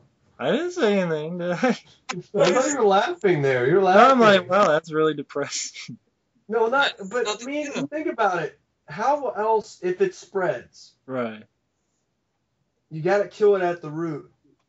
Yeah. I mean, it's either let this thing spread and take over everything, or save what we have left. Right. That's what I'm looking at it as. Right. Yes, it's Good point. depressing, but I just would like to sequel anything as long as John Carpenter wrote it. Exactly, anything. Like, that's what I'm saying. I mean, anything as long as John Carpenter is involved. And I did play the game first, and I thought it sucked. But what about the ending of the game? What I think was that they were in a helicopter, and you see that actually a big fucking thing creature. And Yeah. That'd be a good climax, at least the helicopter, kind of The like pilot is McCready, and you don't know why the hell he's there, or if it's actually infected or not. Yeah, why did you hate the game? Explain more on why. I'd be curious. Just, it was pretty boring game. It was pretty much the same stuff over and over again, meaning the whole point is you're supposed to trust your teammates. It doesn't matter, because you can do anything, it'll end the same way. Even if there's no way this thing is the thing, he just turns anyway. Everybody turns into it except you. So the whole trust system and, give him a blood test, give him a gun. It doesn't matter. It ends the same way, so it's like, wow, this is a bunch of useless bullshit to do. And I just didn't care about it. Are the controls hard to learn? Are they bad? The controls are bad? No, it's just boring. I mean, you maybe get into the first half an hour, but then it's pretty much the same thing. Only, I don't care about any of the voice acting. I know one character looks like exactly like John Carpenter that they put in. Wow. Not his voice, but looks just like him. But got bored by it. Never wanted to play it. It just got boring. Mm. That's But too bad. the film got a lot of flack. I mean, John Carpenter usually has he has that famous quote: "In England, I'm a horror movie director. In Germany, I'm a filmmaker. In the Hmm. U.S., I'm a bum." Wow. Wow. And he says here, "I take every failure hard. The one I took the hardest was The Thing. My career would have been very different if it had been a big hit. The movie was hated even by sci-fi fans. They thought that I had betrayed some kind of trust, and the piling on it was insane. Even the original movie's director, Christian Niebe, I guess that's the kind of guy who was Hmm. behind it with Howard House, was dissing me." Oh. Oh, Oh man, you feel bad for the guy, you really do. really is. But then it was later on that you see number 97 on Rotten Tomatoes, 100 best reviewed sci-fi movies. Number 48 on Bravo's 100 scariest movie moments. People Empire just magazine said it was one of the 500 greatest movies of all time. yeah. John Sayles and Edgar Wright say it's one of the scariest films ever. Yeah. Both John Sayles and Edgar Wright. Wow. So, I mean, it got its notice finally, but Yeah. The really guy really deserves, the audience and John Carpenter. I mean, Well, basically, I think what it is after Halloween, I guess after the fog and the Escape from New York, people I think put John Carpenter on a certain shelf. Maybe that's probably what it is. They probably figured, well, he's maybe the next Hitchcock, but the man there to do his movie his way. yeah. Granted, it wasn't everybody's cup of tea, and it got unjustly trashed. Yeah. Granted, the people at that time period wasn't thinking of all this stuff. But I'm happy whether it was the late 90s or the millennium, or maybe it was the featurettes and the backstory behind the movie. Now people realize, they unjustly hated a man that didn't deserve all this shit. Yeah. Really, I mean, he should be a well-respected director. And he is well-respected nowadays, on the early millennium or late 90s. So even on his other films, like Ghost of Mars, I think, which was the last good movie. The Ward, I've seen trailers of it. Maybe it could be good, but the trailers didn't do nothing for me. But let's see what happens. I'm curious to see if the man had lost his touch or not. From what I heard, people are not. There hasn't been a lot of positive reviews on. Then again, there was no positive reviews on this movie. On the ward, yeah. On the Ward. yeah, it wasn't that great. Yeah, well, you seen it, Matt? Yeah, it wasn't that great. I mean, yeah, some decent things, but it had an ending that just was stupid. So he lost the Yeah. touch. Well, I mean, with Losing the touch, it'd have to be more than one bad movie. I mean, that'd be like considering the last film was what, 2001? yeah. So what, 10 years? So it'd have to be like Wes Craven style. It would be like touch, George or- Romero is now Yeah. with Yeah, 2 movies down the line. Survival of the Dead and Definitely, things fans should definitely check out if they can ever get copies of the Dark Horse comic. like Wes Craven, I would say he lost the touch with Scream That's my sole 4, take. My soul take. and Cursed, which I know Efree Sam likes. Raimi's Cursed. done. I don't want to see Sam Raimi do another horror film. Is going to give me that laughable. But wait a minute, you didn't mind Drag Me. I didn't mind it at first, but I watched it again and I'm like, fuck, this is silly. But you liked it. In the theater. I'm the one who hated it. In the theater, when you watch it again, I mean, the experience sometimes the experience in a movie theater makes a film better than it has any right being. Well, Example, G.I. Joe. That's my example, G.I. Joe. I watched it in the theater with my dad. And Real American Hero? Rise of Cobra. And then I saw it on DVD, and I'm like, this is lackluster. So, but this is not one of those movies. This is one of those movies I could see in the big screen and still love the experience. This film, and I would love to see it on the big screen if I ever had an opportunity. Yeah. And you can see it on the small screen. You can see it in black and white like Efree did and love it. You can see it on a shitty VHS with terrible tracking and still probably sit through it. You can see it on a tiny little television that your portable Well, TV. that reminds me of a little saying that a wise man said that we know, Mike. A good movie you can watch anywhere. Mm-hmm. You can watch it on TV, you can watch it on your little iPod, you can watch it on your computer, anywhere. I think that's the thing. I mean, the pre-made, the shitty ass, which I'm psychic. I know it's going to suck. A lot of people have been saying it sucks. Thankfully so. We saw a lot of the trailers, and a lot of them are just based on a lot of CGI. It's even the extended German version. Oh, more shots of CGI. CGI. Yes, the CGI doesn't look as crappy as Fright Night, but the thing of it is, they could have done one of two things. They could have done a sequel with John Carpenter, or they could have re-released the original in theaters and wide release, like they're doing with Star Wars bullshit. They're doing it with Ghostbusters for a limited time. Yeah, but what I'm also with the thing, I guess from this Thing website, this fan website, which is well made, Outpost 31. He basically is talking about, well, majority of Thing fans, they don't want a sequel. They just think the film's a standalone film. And I agree with that at some point. But I like to interview Thing fans, and see what they really think. Not just something I read on a fan site, Because if you can't tell me, like, we're big fans of the Thing. Yeah. If John Carpenter was like going to do it, I would be like, oh, yeah, totally. I'd be up for it. So, and he wanted to do it. He was really wanting to gearing up to do it around the time of Escape from L.A. And Universal was all like, no. Well, it wasn't Escape from L.A. It was 2004. It was 2004. Which ironically, I think it was. Escape from L.A. was 96. Okay, so it was 2004. Video game came out around that time. Yeah. So a little before. We got the video game, which wouldn't it make sense to make more money? Hey, let's do the Thing sequel, release it, make it release, and then release a video game.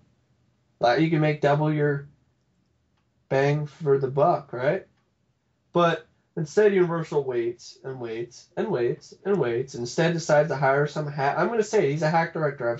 All he's done is direct some music videos. He's Heineken. And he's drinking too much Heineken. He's doing too much beer. And the screenwriter is an idiot, and Matt pissed him off, and so what? The writer, yeah. I'm glad. So, dude, I'm glad. That's right.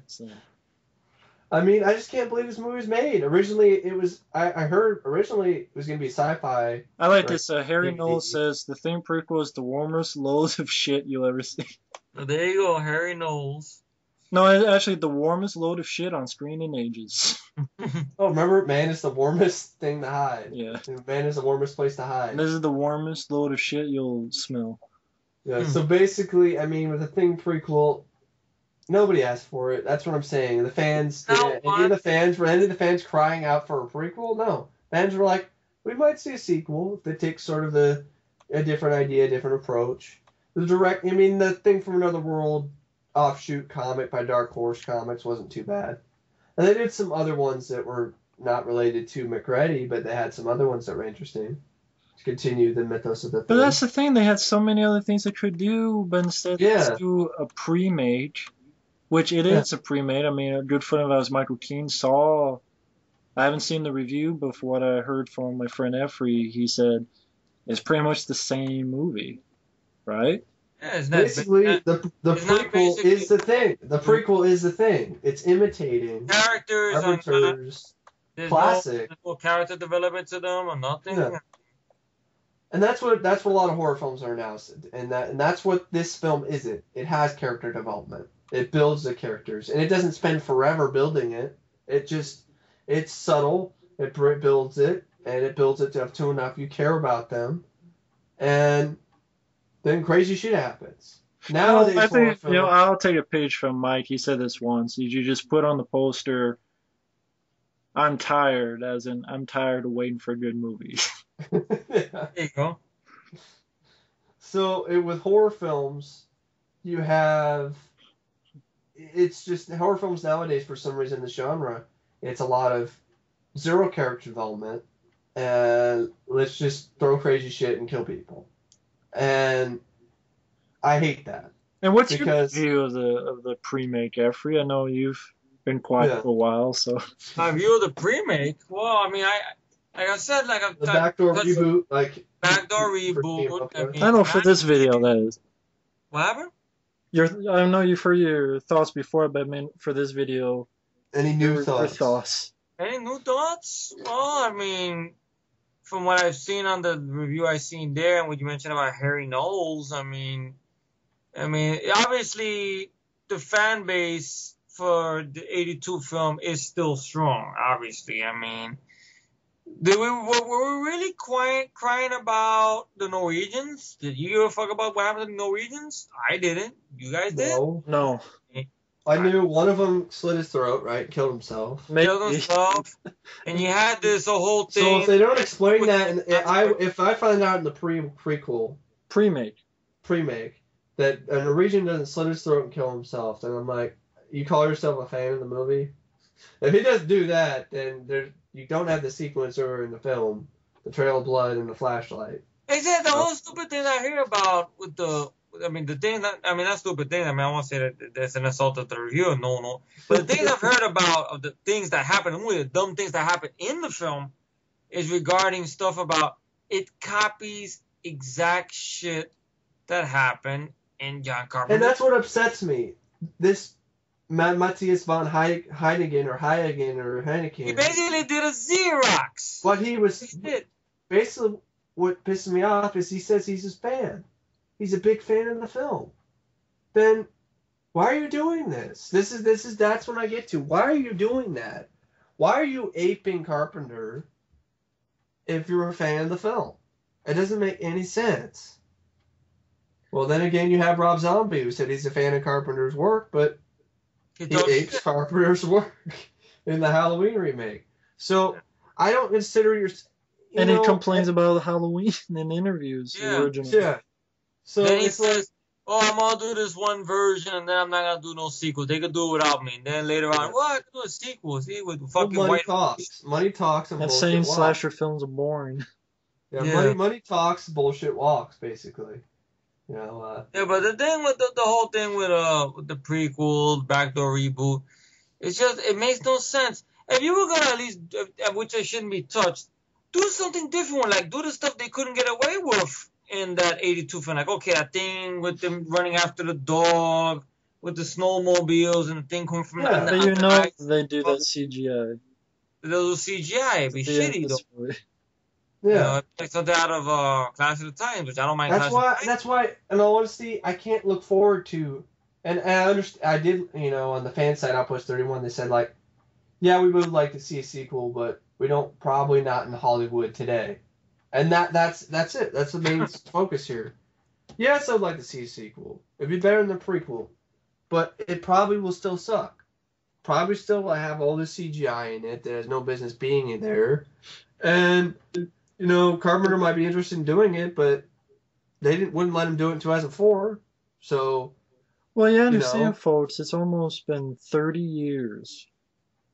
30 years since John Carpenter's The Thing. Yeah. Think about that. 30 years, and you've come far enough to make a shitty CGI. 30 years, and you can't. It's an insult to Rob Bottin. Yeah, like 30 years. Like, that's 30 years of knowledge, folks, of makeup effects. I thought makeup effects would improve. 30 years of testing. Because I thought it would get even better. As time wore on. Yeah, and you can do it. You can do it faster. You can do it. More maneuverability with makeup effects. With the animatronics, you have more technology. You could probably get more servos and puppetry and do better stuff with it. But instead, now we're all like, Hollywood for some reason is like, fuck that. Let's go cheap and let's do CGI. And that's the bottom line. I think they think it's cheaper. But in reality, it's more expensive when I look into it. So I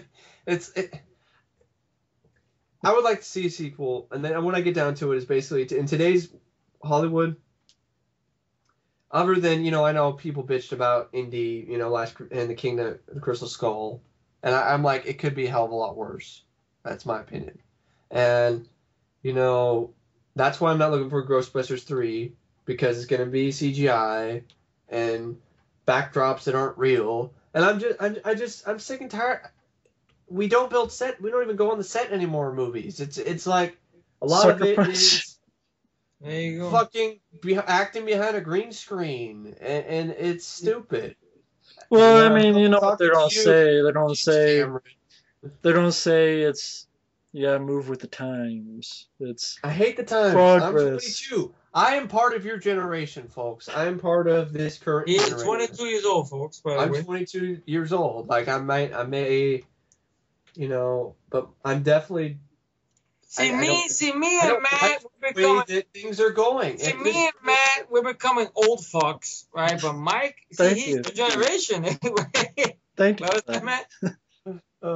Thank you for calling me. the over the hill gang over there. Almost. And You know? I'm the young gun. I guess we're and- old fuck. Yeah. See, Mike is a young fuck, Mike. So Mike.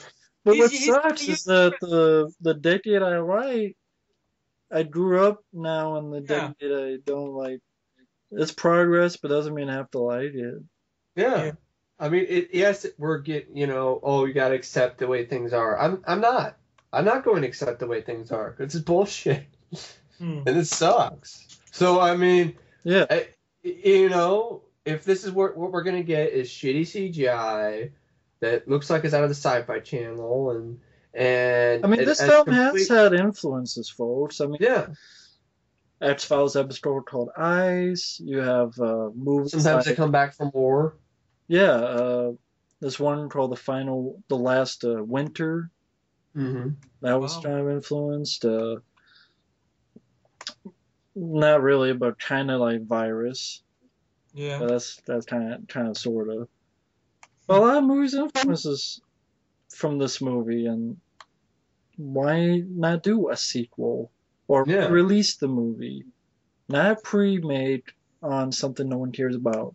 The Norwegian. Oh, dude, if you're gonna do something like this, do something in the vein of it. And don't call it the Thing. Don't call it the Thing. Exactly. Call it something else. Who goes there, or just Ice, or I don't care.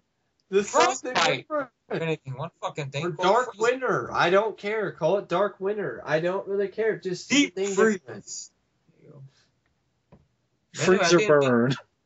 Freezer burn. There you go. Well, I'm pretty sure the pre-make's going to be like Freezer burn on my balls, but yeah. So what is your final thoughts? Final thoughts. Classic film. It still holds up. The acting is great. Thank you, John Carpenter, for fighting to get Kurt Russell in your films. And the cast works. Ennio Morricone's score, magnificent. Bill Lancaster, solid script. Short story by John Campbell Jr. I never read it, but for that story was the inspiration behind this film. John Carpenter, during the 80s, did some solid work. I think maybe his best work. 90s, some decent flicks in 90s. I mean, Mouth of Madness, some vampires. He did that anthology film Body Bags. I like Body Bags. Anthology stuff he's done. Christine, many movies, Starman, which drew me in, brought a tear to my face. Mm-hmm. Everything. I mean, the man's done good stuff. And he's not the pornography of violence. The scumbags who are in the horror genre today, you know, where those people like them, find those type of films, like Human Centipede, or that's the pornography of violence. Serbian film. Eli Roth, Serbian film. Eli Roth. People who put baby rape in their movies. I don't even understand how you would even fathom the possibility of putting something like that in a movie. That's my opinion. It's just sick. But this movie here, it is telling a story. It is a work of art. The cast does a good job. The pacing, the effects of Rob Bottin, early Stan Winston, who's no longer with us. I don't know what to say.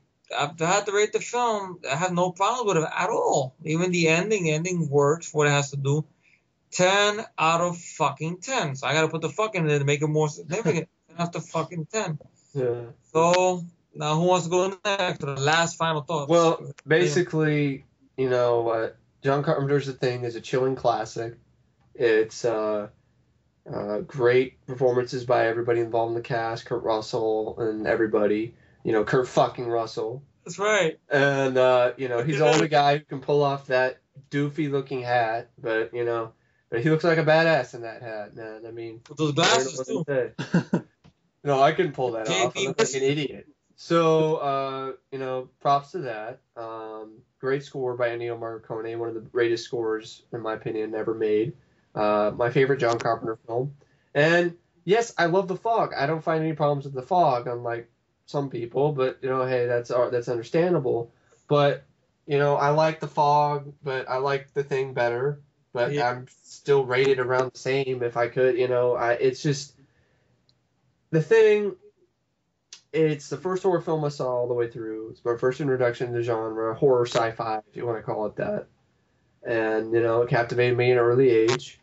I got memories of the Norse creature that still haunt me to this day.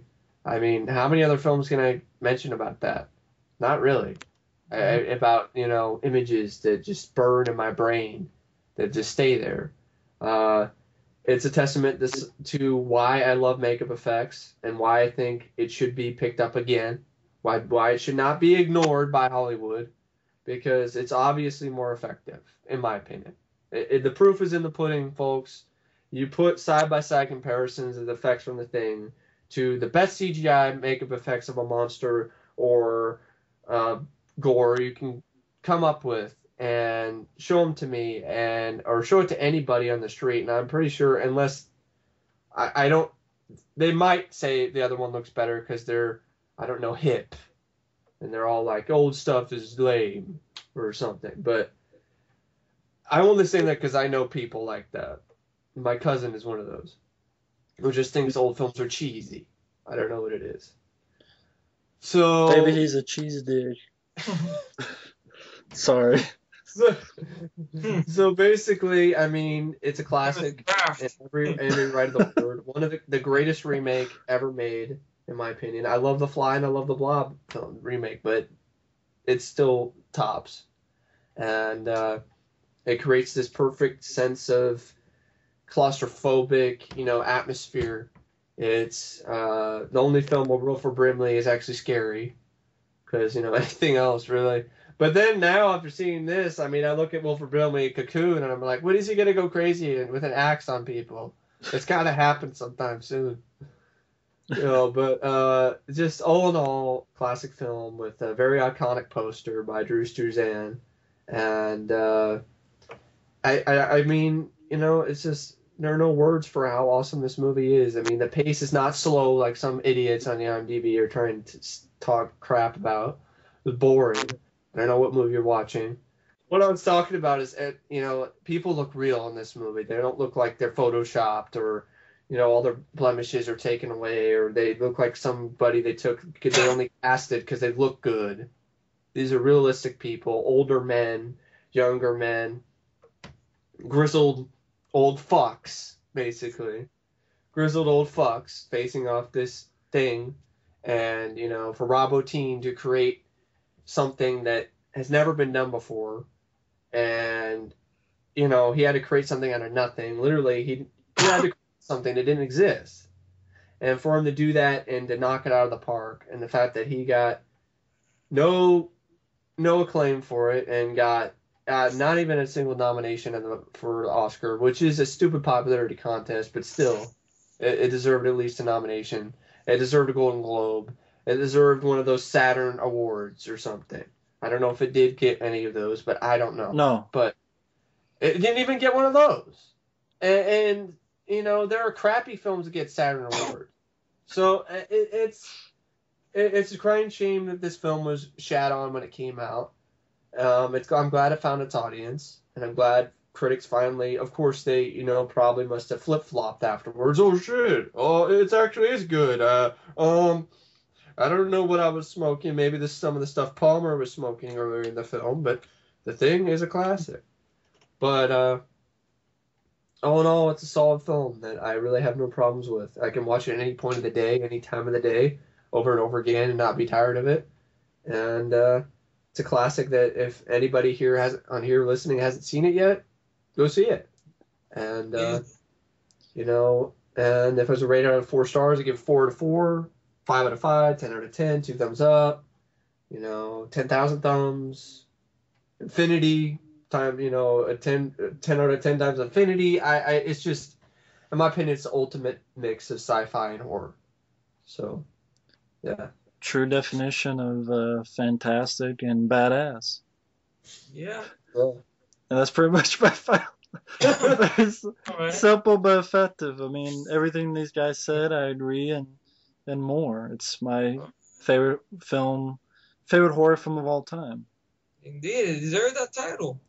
And thank you all for listening. Thank you for having us once again. And that's a big thing to say because this man has a really good taste in films, unlike some people think. So for him to rank this at the top, that means it's a pretty damn good movie. Yeah. But well put. Yeah. Thank you all for listening out there. Thank you for listening. And we will see you at the movies. Yep. At the movies. Later. 'Cause I'm the thing. So. Bye-bye. All right. See ya.